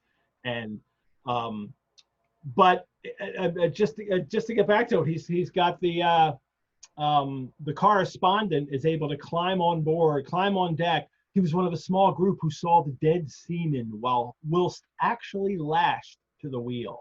And it was a man was simply fastened by his hands, tied one over the other to the spoke of the wheel. Between the inner hand and the wood was a crucifix, the set of beads on which it was fastened being round both wrists and wheel, and all kept fast by the binding cords. And then also that other little detail, the cords with which he was tied had cut the flesh to the bone. Although someone asked interestingly in the chat, and I don't recall, how does the captain die? It can't be from Dracula because he's carrying a cross. Yep. I think he just dies of exposure, Okay. over the last couple days. Or maybe he died of fright, in a sense. Yeah. But and then the surgeon comes on board, and here's another place where we get these little details. Surgeon J.M. Caffin of 33 East Eliot Place. Now, first of all, he's mimicking a newspaper account, and that's what would be written in the newspaper account. But I love this, and the detail, the gory detail, and these specific horrific things, then juxtaposed with these very ordinary, mundane details like the specific address of the surgeon. Or a little bit later, we'll get a letter that is just a receipt with the specific amounts of change due for delivering the boxes of earth. And none of those details are necessary for a reader to understand the story, to get into the mood of it. Unlike the being tied to the wheel and the cutting to the bone, that's for effect. But the other things I think by providing those ordinary mundane details, it kind of really puts the other things, it shines a light on the other things as that much more extreme. And then that's what supernatural, that's what makes supernatural creepy. Because we're reading this novel over 100 years later. It's ships with sails and a wheel, and it's this gaslit Victorian world. So we're very removed for it. But Stoker's audience is not removed for it. It's why when you write if you want to write a horror novel now, you have to set it at least present day, or maybe not much earlier than the 90s, because you want people to be able to relate to what's going on when the supernatural invades your world.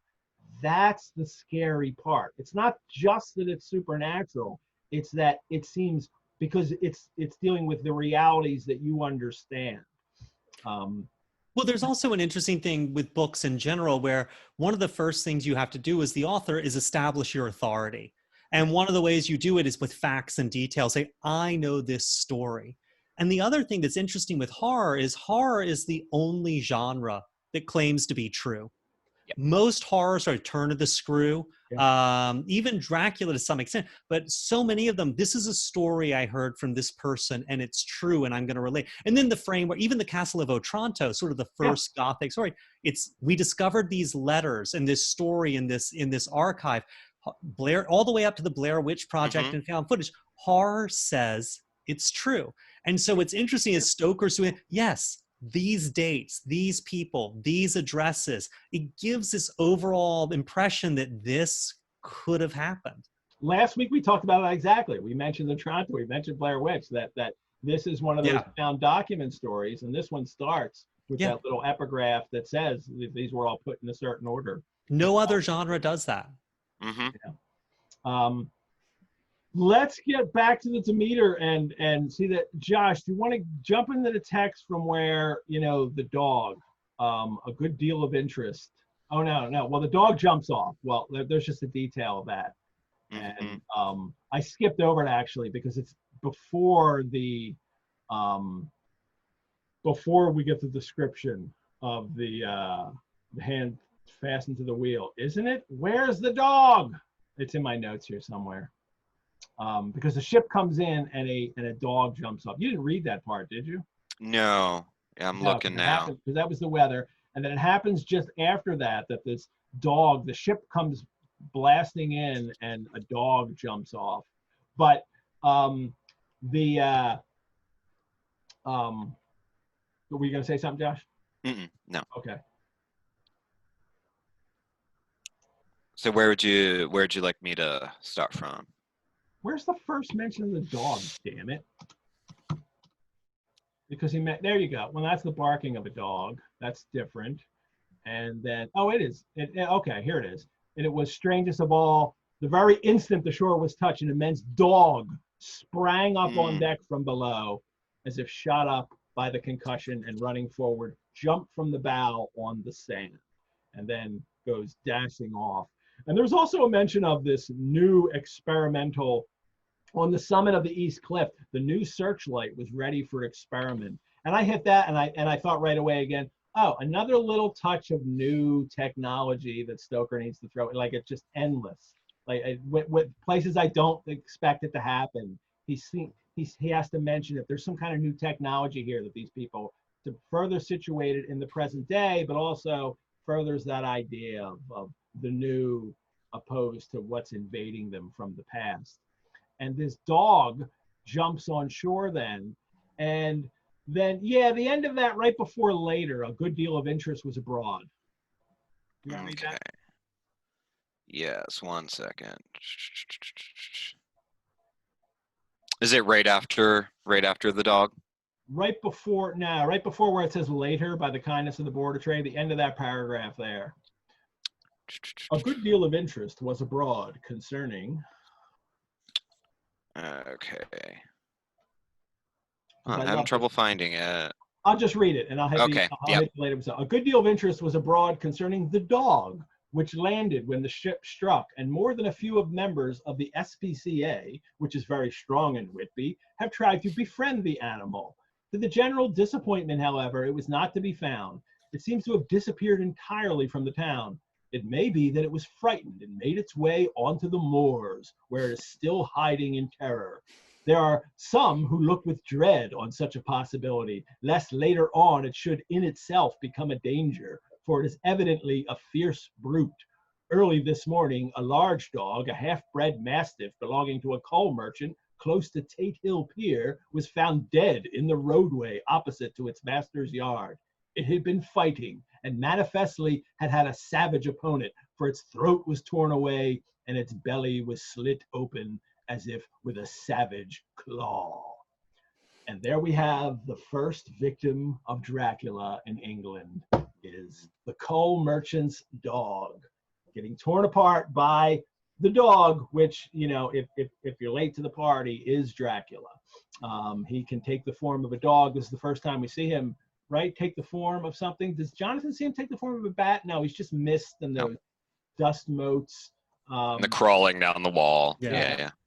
But this is Dracula. He is, and I love how it's Stoker also mining the legends of the black dog, the supernatural black dog, in usually the moors of England in north, which is, you know, this is the Northeast. This isn't far from there, and kind of incorporating that kind of legend in there. And the people are afraid of a large dog on the moors because that is a supernatural folkloric creature for them anyway. And so he comes off as a dog to invade, and also if anybody missed it, he has to crash into shore because he can't himself walk over the water unless it's at the slack of tide. That's what happens. He crashes in and then the tide goes out and then he can jump off. Because Stoker has come up with this strange rule about vampires, that they can't, and cross water at the slack of the tide, which I think he pulls out of folklore. Go ahead. No, I was gonna say, which might be the answer to the mystery of the Demeter, because I think a lot of people, Klinger, me, everyone who read this, wonders, what is Dracula's problem? Like, why does he kill? He wants to get into England undetected. And so his way of doing that is to murder everyone on the ship, have it run aground, have the captain write a secret log, surround the ship with a disorienting fog.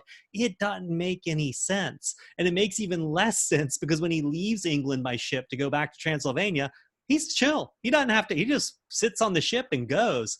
And so maybe the answer is, if he can't walk over water, he can't walk over a dock. So the ship has to run aground. So he has to kill everyone. So it does. I'll take it. I'll take that as an explanation over just he's a berserk person who can't control himself. Because we'll see later when he has to enter the Varna, when he's making his escape, I think he either has to be carried on at night after the tide has gone out. Yeah. Or he has to or he can only come on the ship then. I can't remember which it was. But he's invaded, and we should get to the Demeter Log because it's so exciting, and I love the way this is put together. And again, it is another instance of a different narrative that Stoker is piling in here. The Log of the Demeter, Varna to Whitby, written 18 July. Things so strange happening that I shall keep accurate note henceforth till we land. So from the captain.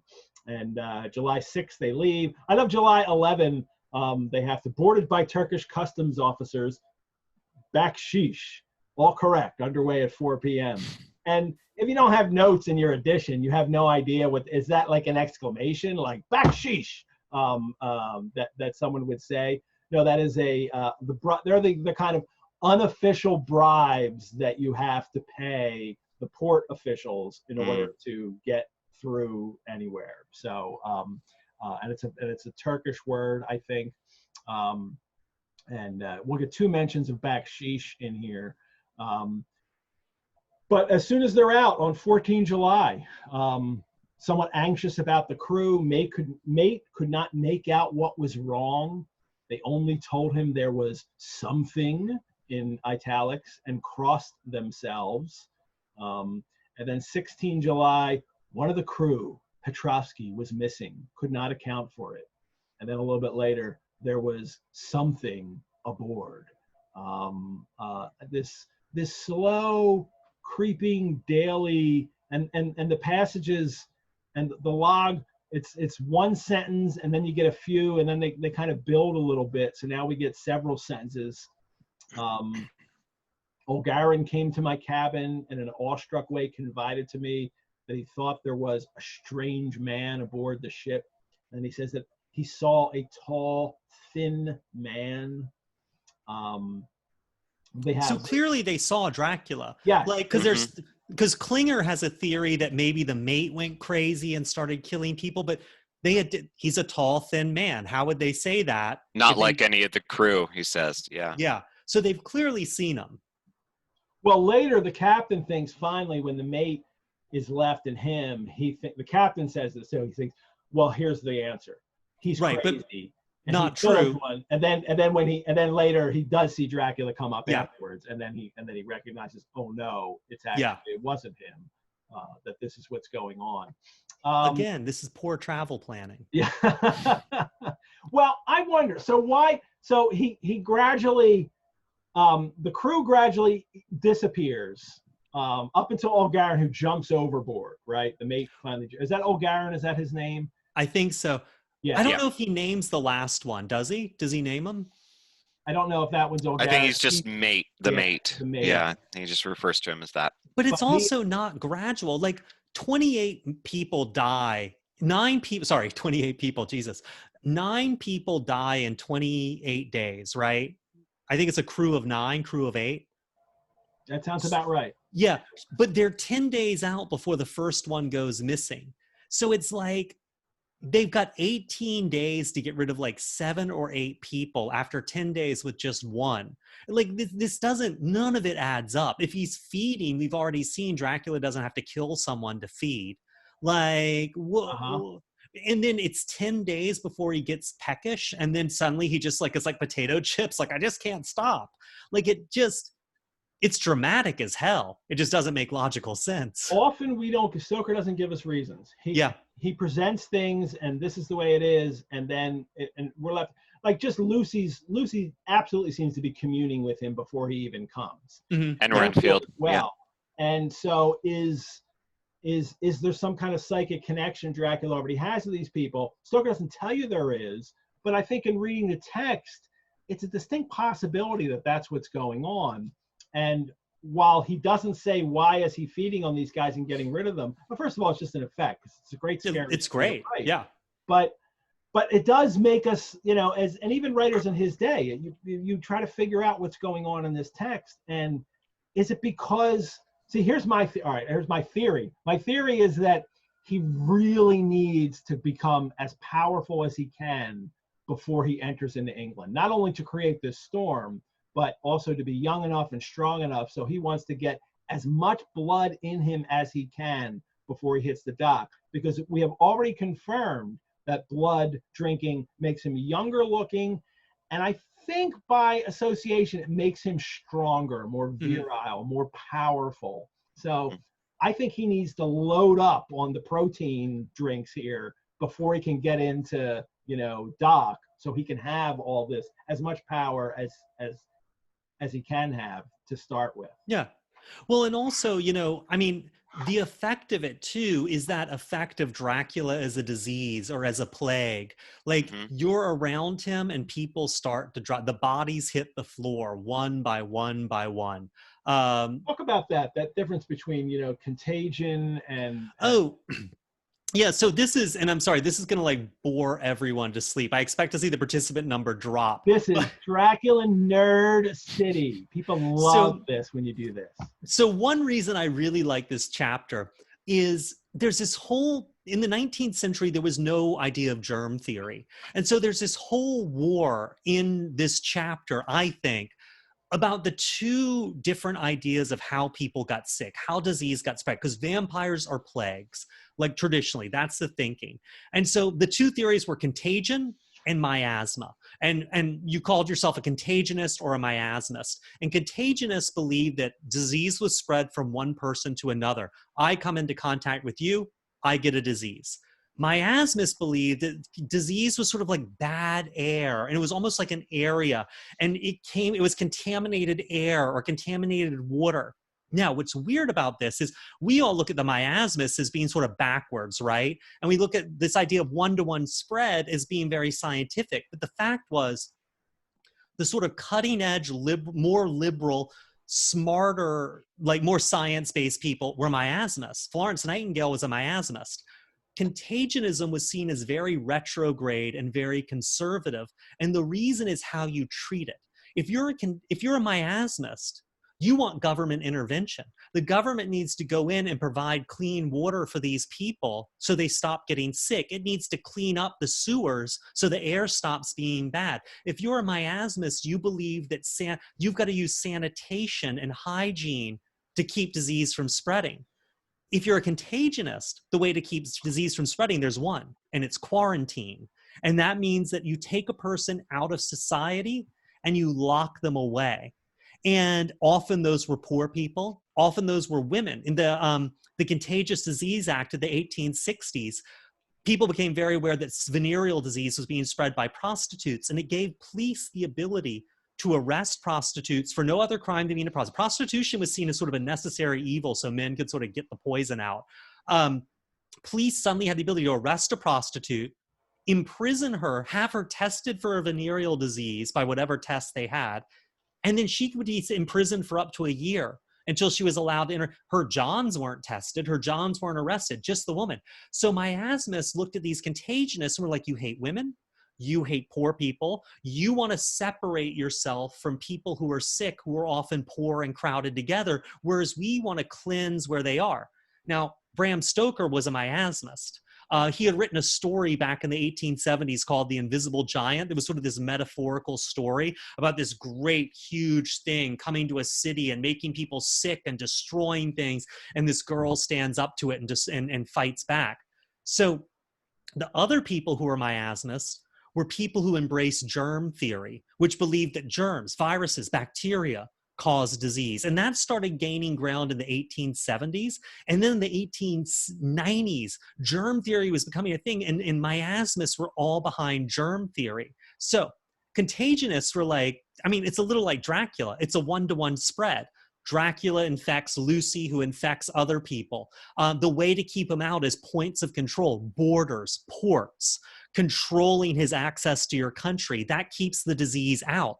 But in Dracula, it doesn't.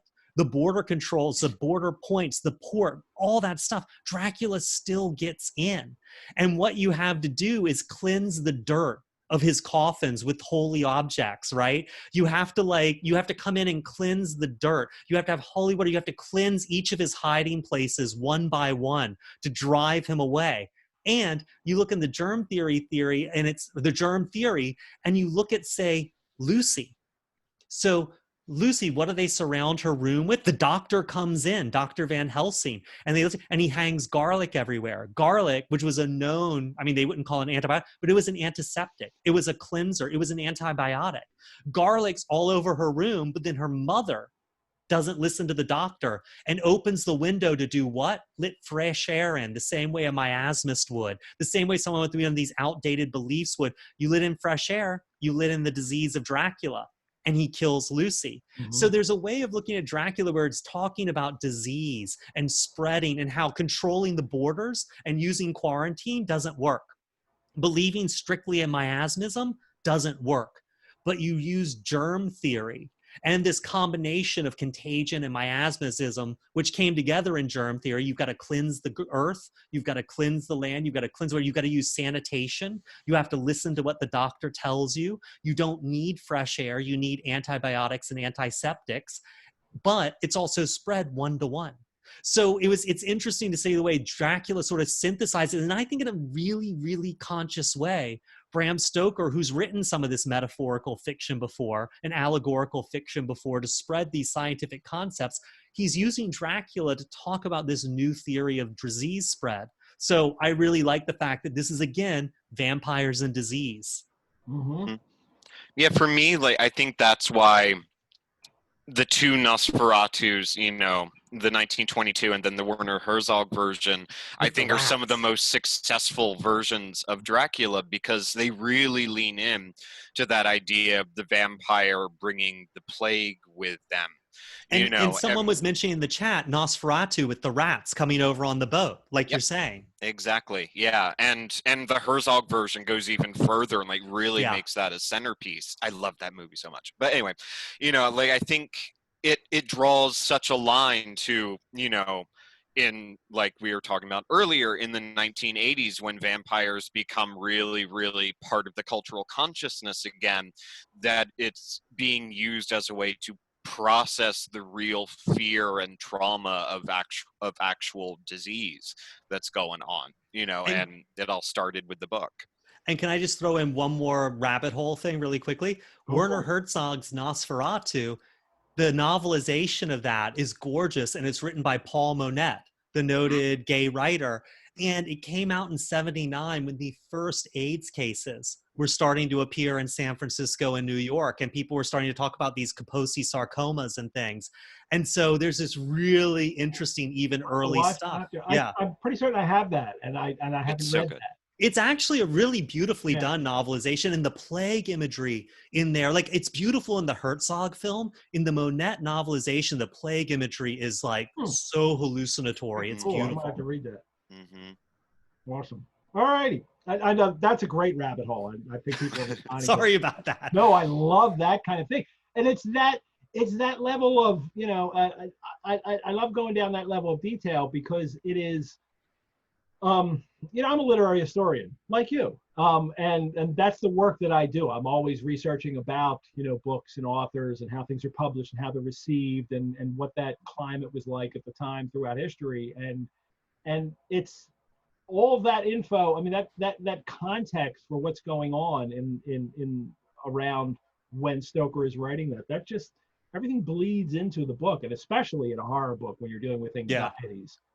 and it's going to bleed in. And also, just a quick shout out. We didn't lose a single participant. You guys are hardcore, No, we did not. man. Hats off. I'm in awe. Dracula nerd. Dracuphiles, we decided to call everybody, but Draculaniacs I love. Ooh, Draculaniac's good. Dracuholics is my actual favorite. As I switch to a new drink, this is a gin and tonic with a splash of Campari. So nice beach drink for Whitby is what I think it is. Josh, why don't you read 3 August? Yeah. All right. This is where it all really. I mean, and there's still another passage after that, but this is really where this is fun stuff. This is Grady. This is why Josh is the performer. And he's done. Oh yeah. No, I'm It's a enjoying one-man these. Dracula show. That's why I love having him as a co-host to read. So go for it, Josh. Yeah, and this whole section is one of my favorite parts of the one-man Dracula that I do. I think because it's just great. I should have just had you done that today, Lag. I should have told you ahead of time. Do the Demeter part, only that part, and then talk. But I'm sorry I didn't think of it ahead of time. All right. 3rd August. At midnight, I went to relieve the man at the wheel, but when I got to it, found no one there. The wind was steady, and as we ran before it, there was no yawing. I dared not leave it, so shouted for the mate. After a few seconds, he rushed up on deck in his flannels. He looked wild-eyed and haggard, and I greatly fear his reason has given way. He came close to me and whispered hoarsely with his mouth to my ear, as though fearing the very air might hear. It is here. I know it now. On the watch last night, I saw it, like a man, tall and thin and ghastly pale. It was in the bows, and I kept looking out. I crept behind it and gave it my knife, but the knife went through it, empty as air. And as he spoke, he took the knife and drove it savagely into space. Then he went on. But it is here, and I'll find it. It is in the hold, perhaps, in one of those boxes. I'll unscrew them one by one and see. You work the helm. And with a warning look and his finger on his lip, he went below. There was springing up a choppy wind, and I could not leave the helm. I saw him come out on deck again with a tool chest and a lantern and go down the forward hatchway. He is mad, stark, raving mad, and it is no use my trying to stop him. He can't hurt those big boxes. They are invoiced as clay, and to pull them about is as harmless a thing as he can do. So here I stay and mind the helm and write these notes. I can only trust in God and wait till the fog clears. Then, if I can't steer to any harbor with the wind that is, I shall cut down sails and lie by and signal for help. Should I keep going on? Yeah. Okay. It is nearly all over now. Just as I was beginning to hope that the mate would come out calmer, for I heard him knocking away at something in the hold, and work is good for him, there came up the hatchway a sudden, startled scream which made my blood run cold, and up on the deck he came as if shot from a gun, a raging madman with his eyes rolling and his face convulsed with fear. Save me, he cried, and then looked round on the blanket of fog. His horror turned to despair, and in a steady voice he said, "You had better come to, Captain, before it is too late. He is there. I know the secret now. The sea will save me from him, and it is all that is left." Before I could say a word or move forward to seize him, he sprang up on the bulwark and deliberately threw himself into the sea. I suppose I know the secret now, too now. It was this madman who had got rid of the men one by one, and now he has followed them himself. God help me. How am I to account for all these horrors when I get to port? When I get to port, will that ever be? Well done. So the captain, at this point now, we'll still get one more day here, thinks that maybe this is the answer. And two things about that I love. Number one is that when he hears him knocking away, work is good for him. Oh, good. I'm glad he's occupied down there. You know, that'll like, this just the two of you left. This is an extreme situation. And he's like, good, I'm glad he's working. But then I love just clay in the boxes. It's fine. Yeah. And before that, we get that theatricality of Stoker too, with a warning look and his finger on his lips. You know, like, this is a very stagey thing to do. And then he kind of goes down the stairs. You can really see that happening. And then when he comes back up, the save me, and then which he cries, and then when he comes up in a steady voice, and I'm glad you did it that way, in a steady voice, you would better come to, Captain, before, like, he is, you know, that point of madness that he's hit, and there's a calm there now finally, like, okay, this is insane, and now I understand everything is just crazy, and I'll just jump overboard. Like, he hits that calmness before he jumps over. It's a great little detail. Yeah, that this is the only way to save myself. Yeah. I've never heard that logbook read out loud, but dude, that thing is metal as hell. It's so good, right? Yeah, it is. Really correct. No wonder Blue Oyster Cult sings about it. Somebody asked in the comments, and this kind of goes along with that. Adrian P asked, "How do you explain there's so much a project of adaptation for the Demeter chapter?" And I have two different radio adaptations of just the Demeter story from BBC Radio. You know, he mentions one in French here, La Ruta del Hielo, no, this is Spanish, La Ruta del Hielo y la Sal from 1998 by Jose Luis Zarate, Doug L'Amore, Dracula's Demeter. The comics have a death ship. I think Tucker Christine, who does our music and one of the co-hosts, put one of the graphic things on our site today. There was even a movie project that was supposed to happen at some point. Why? I mean, I just think it winds up being self-evident. Why is there so much attention? Because it's so cool. It's a sea voyage, and there's a vampire on board who's slowly killing everybody, and it's a tiny part of a chapter in this book. And yeah, I want the whole novel. I want the novel about the Demeter voyage, or the movie about the Demeter voyage. It is very exciting stuff. Well, and also it's it's the proto slasher movie, right? Exactly. Everyone's in one location and the monster is killing them one by one. In ghost stories, monsters would kill one, but it'd be a family. There'd be a curse. There'd be a reason. Dracula is killing these people one by one for reasons we don't know. Yeah. He is just doing it. The It haunted is. house show, it's Alien. It's Yeah. the movie Alien, where the monster's on board and slowly getting everybody until Ripley can escape. And someone just pointed out in the chat, Alien. Yeah, it's Alien. And in You that know, Norman it's Christie, yeah, those crates are egg pods, and the It's one thing Demeter, I the love about Nostromo. Alien is comes off as a science fiction film, and obviously it's very horrific and there's a monster, but it really truly is purely a horror film, and it is the haunted house trope with the monster inside that's going to get you. So excellent. And can I just throw in one other thing? Yeah. At the same time, I believe right around the same time Dracula came out, there was another case of someone killing people one by one in a limited location and no one knew their motives, and that was Jack the Ripper.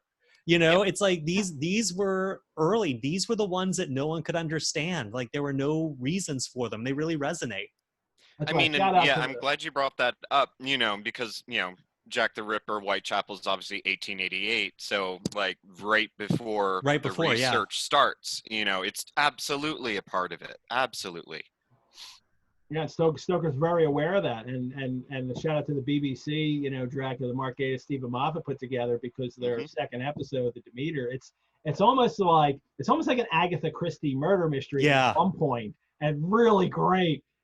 But it is to devote that much time to just this episode an entire episode to this. Sorry, spoiler fans for people who haven't watched it, but it's so great. Yeah. I hate saying anything about the BBC Dracula because I want everybody to come to it like I did, completely fresh mind. Like I have no idea what's going to happen in this episode. But it is so good. And with Dacre Stoker, we just did a Dracula watch party on Friday night. I think a few people in the chat were probably at that too. Where we watched 2 weeks ago, we watched episode 1 together at a Netflix watch party, and Friday night that just passed, we just watched episode 2 and 3 all together. A lot of fun to do it that way. So I should really think about setting up I'm going to obviously now because I'm mentioning it on Sundays with Dracula, that we'll come up, we'll do some kind of Netflix watch party with a great vampire movie, probably a Dracula adaptation, sometime in the next couple months. It will be a lot of fun to do. But we're here August 4, and this is it. I dared not leave the helm, so here all night I stayed, and in the dimness of the night I saw it. And he's got that capital I, it, him, with a capital H. Just like Jesus. Yeah. God forgive me, but the mate was right to jump overboard. It was better to die like a man. And then I shall tie my hands to the wheel.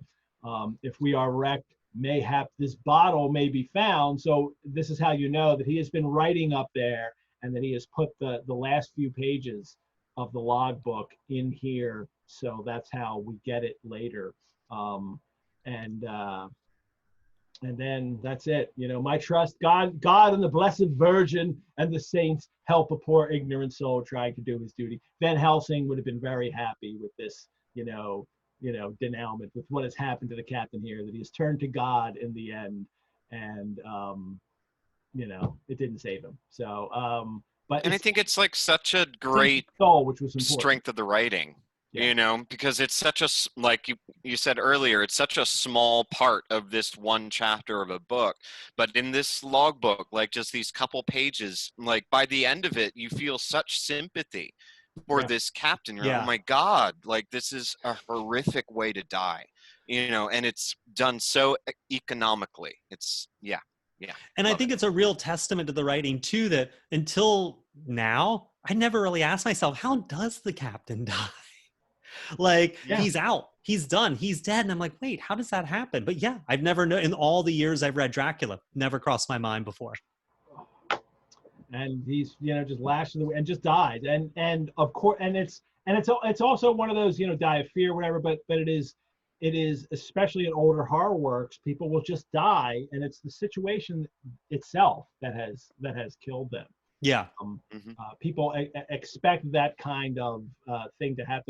The cause and effect is, well, all these people have just been, killed, and there is a supernatural creature aboard. You're going to die. Yeah.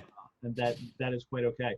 I love the very end of this piece here that we get is the end of the article in the newspaper, because then the log was part of the newspaper article, the newspaper cutting that was added, and then it's no trace has ever been found of the great dog, at which there is much mourning with public opinion in its present state, he would, I believe, be adopted by the town. Tomorrow we see the funeral, and so will end the narrative, and so will end this one more mystery of the sea. So the town wishes they could take care of that poor dog that jumped off the ship. I love and that kind of humor, that it's funny now, but it's not really, I think if you read it for the first time, that's not ironically funny until you later go back to it and realize, oh, Dracula was the dog. I mean, you might come across that at the beginning the first time, but I think that's something that has to really set in your head to realize that he was the dog. Well, and I think Stoker's a funny, not a hilarious writer, but I think he has a really dark twist to his humor. I mean, the giant Bowie knife. I love the way that isn't it Lucy who's like gnawing on a baby and then she just drops it, the sack of babies with Stoker has a really grim, dark sense of humor that keeps popping its way up in the book. And Van Helsing is pretty funny sometimes too, really morbid. Yes.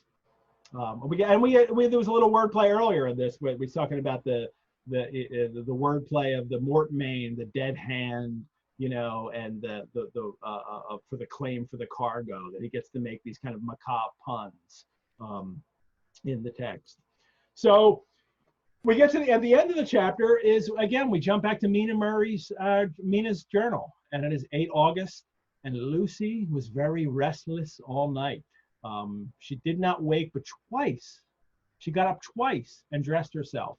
Fortunately, each time I awoke in time and managed to undress her without waking her and got her back to bed. It is a very strange thing, this sleepwalking, for as soon as her will is thwarted in any physical way, her intention, if there be any, disappears, and she yields herself almost exactly to the routine of her life.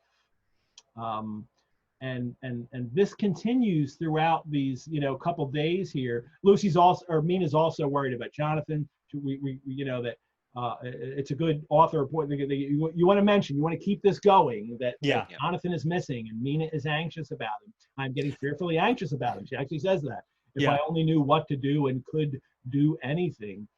And then we get the funeral on 10. Well, can I just jump into something about Lucy really quickly? I was going to say, this again is, I think, part of the germ theory thing Stoker's pushing. Notice that Lucy, who gets the contagion from Dracula, she sleepwalks through no fault of her own, through something she inherits from her father. Her father is the family sleepwalker and passes on to her. She sleepwalks to a place where you're going to get a disease, a cemetery. And no one can stop her. The other person, so 2 people kill Lucy. Her father, who she inherits the sleepwalking from, and her mother, who doesn't listen to the doctor and opens the window. So it's this interesting thing there. And talk about an age that was dealing with diseases inherited from fathers, in which fathers would bring, venereal disease into the house and kill their wives and exactly because they had syphilis. Sorry, just wanted to throw that in. No, great. And there's also a theory about Stoker's death, and that perhaps he had syphilis. Now, it's very conjectural. Very. But it is, if it was true, then it is something that you could read into his novels, and that's the problem with reading biography in the novels. Unless you know the biography is solid, it's hard to read it into the novels. But that is an interesting point that this is a disease that is described this way. I just finally read the Dracula in Istanbul. That it was the Turkish adaptation of Dracula, published in 1920. Kim Newman wrote a little forward for it, and it I don't have it to show up real quick. Actually I do. It's right with my Stokers. Here it is. Dracula in Istanbul. and it was published in 1928 as a translation of Dracula, but it's really a free adaptation. But they stick to the story. They cut out the whole pursuit in the end. They just find Dracula in one of the houses in Istanbul. But they've changed the location. It's Istanbul and not London. They changed the names. It's the Quran that they use to battle Dracula instead of a Quran. Oh wow. Oh, that's awesome. And one of and a second drink in, what was I going to say about the connection to what we were just saying? The sleepwalking. Sleepwalking. It is fascinating in that because it is really viewed as Mina, when the Mina character, their different names, is writing with the Lucy character, she writes about, oh, we can't reveal this to her fiance because it's so dangerous, because she's diseased. She has something wrong with her, and perhaps he will break off the engagement if he discovers she's sleepwalking.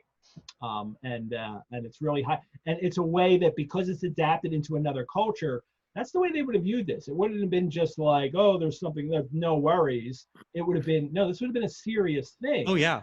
To deal with. But here we go, 10 August, the funeral of the poor sea captain. Poor Lucy. And it's always poor Lucy. Everybody's concerned with Lucy's feelings, especially Mina. And Lucy. Poor Lucy. Everybody loves Lucy.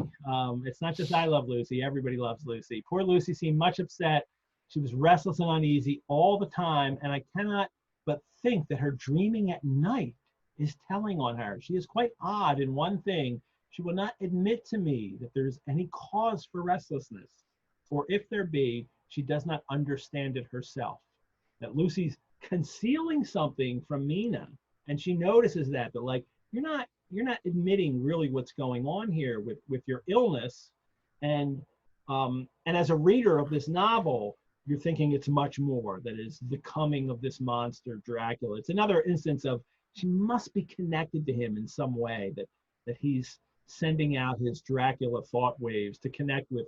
Can I find anybody on here who might be connected with Jonathan Harker in some way? You know, that it's the coincidence factor that modern contemporary readers of novels don't like, but in the 19th century, you expected everybody to be connected in some way, and that was the sign of actually a good novel that showed that we were all connected in some way. But then we find out Mr. Swales was found dead this morning on our seat, on the seat, the bench that they sit on, which is next to the suicide grave, of course. That is cold. I mean, it's like, I like this seat. Gonna sit here anyways. Yeah. His neck being broken, he had evidently, as the doctor said, fallen back in the seat in some sort of fright. For there was a look of fear and horror on his face that the men said made them shudder. Poor dear old man, perhaps he had seen death with his dying eyes. Lucy is so sweet and sensitive that she feels influences more acutely than other people. Like why don't, Mina herself, Mina, you have agency. Mina, you're allowed to say what you feel. You don't have to project it through Lucy, who sucks up all the energy in the room because she's so beautiful. I think that's one of the great things about Mina is that she does learn that, as it goes on. Yeah. We had a great discussion of Mina. It was the last time or 2 times ago about how, she gets maligned as this like flirt and like a kind of airhead flirt. And she's not actually, when you read the text, she's actually like, she's very adept at handling situations. If she was the flirt, she would kind of play off these different men after her, but she's very genuine and sincere about the whole thing. And also in control of her life and what she needs to do in her life. And that's a very important thing for women at this time, to be in control of the choices you get to make. And Lucy really is. Well, and that's one of those things you can read. And I mean, this is a real, hi, I'm a first-year undergrad English student who's having a thought kind of things for me to say. But, there is this subtext, I think, that Lucy is yearning for something more, that she's subconsciously in her sleep going to where Dracula is and giving him access to her because she wants more. She wants what her parents warn her about. She doesn't want to get married and have this life. She wants to embrace the unknown. which is, you know, it's one of those, like, Dracula's one of these books where all the pieces don't quite join up perfectly. And in the gaps, it allows you to read in so much, which is one of the reasons I think it has so much power. Yeah. Mm-hmm. So Mr. Swales has died, and this was the great trivia question I used to give to my students all the time in teaching Dracula, is who's the first person killed. But I used to ask them who was the first victim of Dracula in England, and technically it's the dog. It's the coal merchant's dog. And one of the students came to me with that, and they probably got an A, but they didn't get an A just for that. But they probably got an A in the end because they caught that level of detail. But Mr. Swales is actually the first human victim of Dracula. That he's just snapped his neck. And why has he snapped his neck? Well, because one of the men who came up here often to look for the boats was followed by his dog. The dog is always with him. They are both quiet persons, and I never saw the man angry, nor heard the dog bark. During the service, the dog would not come to its master, who was on the seat with us. So this guy sitting on the seat with them, but kept a few yards. The dog kept a few yards off, barking and howling. Its master spoke to it gently, and then harshly, and then angrily. Then it would neither come nor cease to make a noise. It was in a sort of fury, with its eyes savage, and all its hairs bristling like a cat's tail when puss is on the warpath. Finally, the man, too, got angry and jumped down and kicked the dog, and then took it by the scruff of the neck and half drag and half threw it on the tombstone on which the seat is fixed.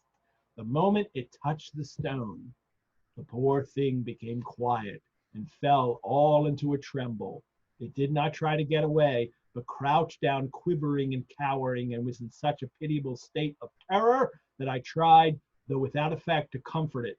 Lucy was full, again, Lucy, like, meaning immediately has to go to, how does Lucy feel about this? Lucy was full of pity too, but she did not attempt to touch the dog, but looked at it in an agonized sort of way. I greatly fear that she is too supersensitive a nature to go through the world without trouble. Whew. So many things happening here. So is the supposition we're supposed to take that Dracula's napping, like, right there? That's where he is. I think so. He's in the suicide's grave. He can't be in. Yeah. He can't be in Consecrated. This is the whole setup for Mr. Swales, saying that that's a suicide's grave that you're on, and he's not even there. There's nothing there.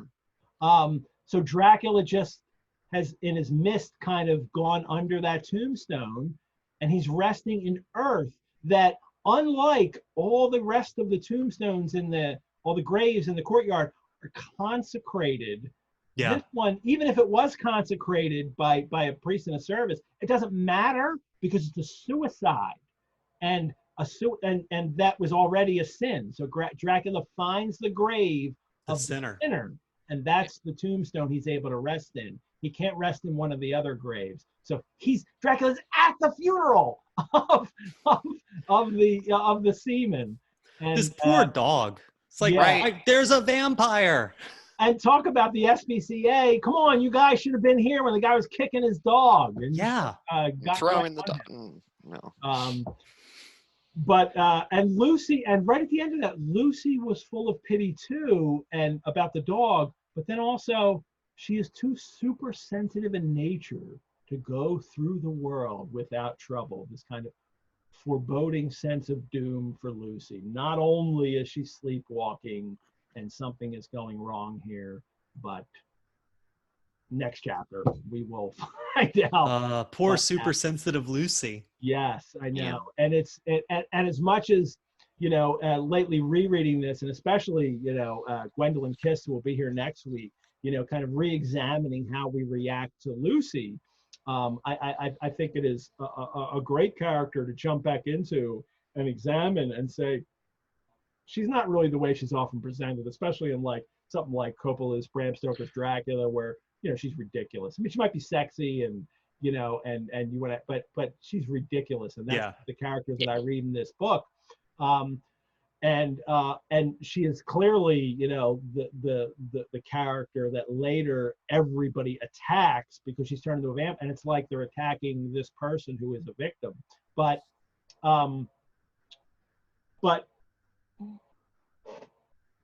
the other side of that is that It really is. Like everything revolves around Lucy, and I feel, and like if she's not off the scene, Mina's never going to get to be the Mina that we all Yeah. Mina. Right. So everybody invests in Lucy. So Lucy. I've been ignored my notes. We've just been doing all this stuff, and I've not even looked at any of my notes. That point about the suicide's grave, George Cannon's grave, and that he's in there. And again, that's one of those, that whole thing that Dracula's under there. Stoker doesn't tell us that. He doesn't tell us that later. That Right. like somebody doesn't say, oh, and this is where he went to first.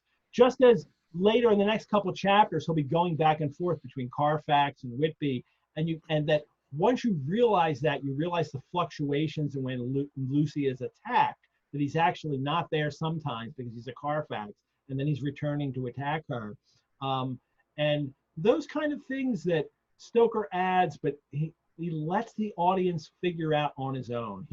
He knows what's going on, and just as why I think that for the Demeter, I think Stoker has a reason, and that's why I think that one I've come up with one, whether it's the right reason or not, that he needs to feed on these people. Stoker figures out what is happening, what more importantly, why it is happening, but doesn't necessarily tell us, and then we have to figure it out on our own.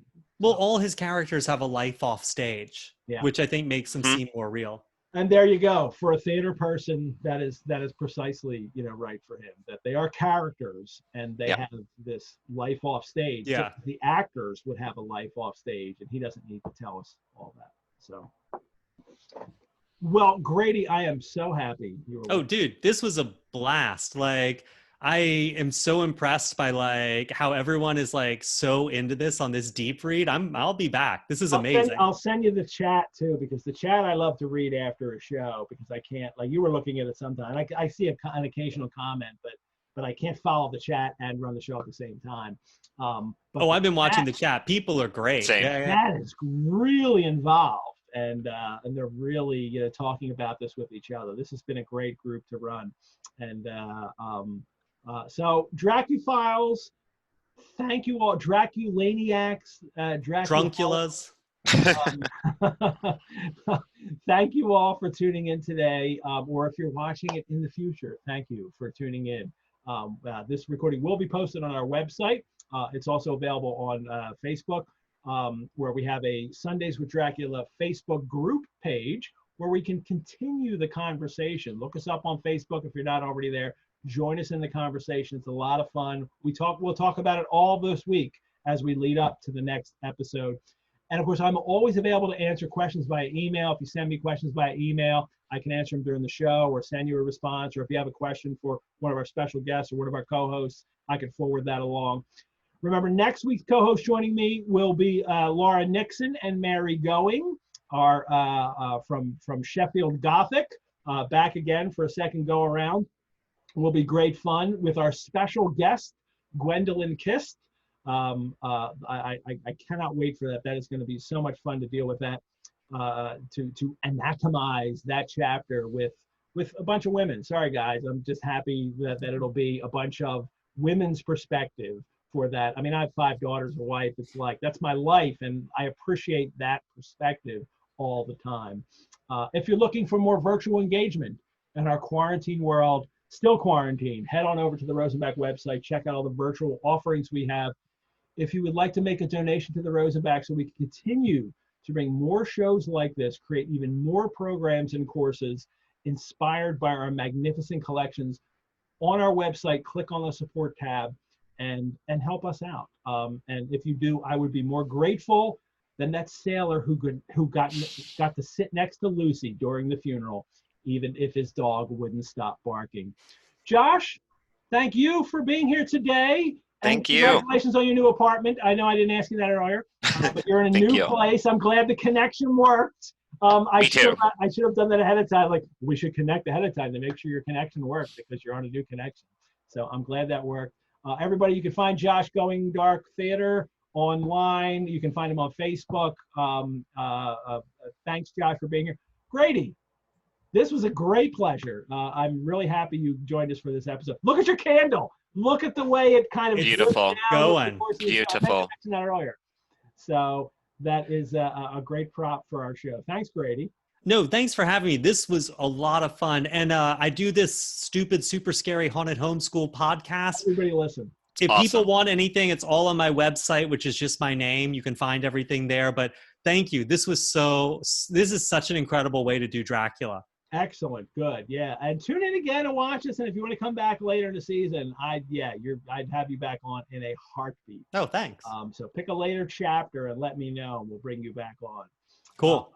Everyone, join us next week on Sundays with Dracula for Chapter 8 for all the stuff that you want in a vampire novel. Sleepwalking, vampires feeding on young women in graveyards, bats. Renfield comes back. Drug use, as Dr. Seward is shooting up drugs. Brain fever, Carter receipts.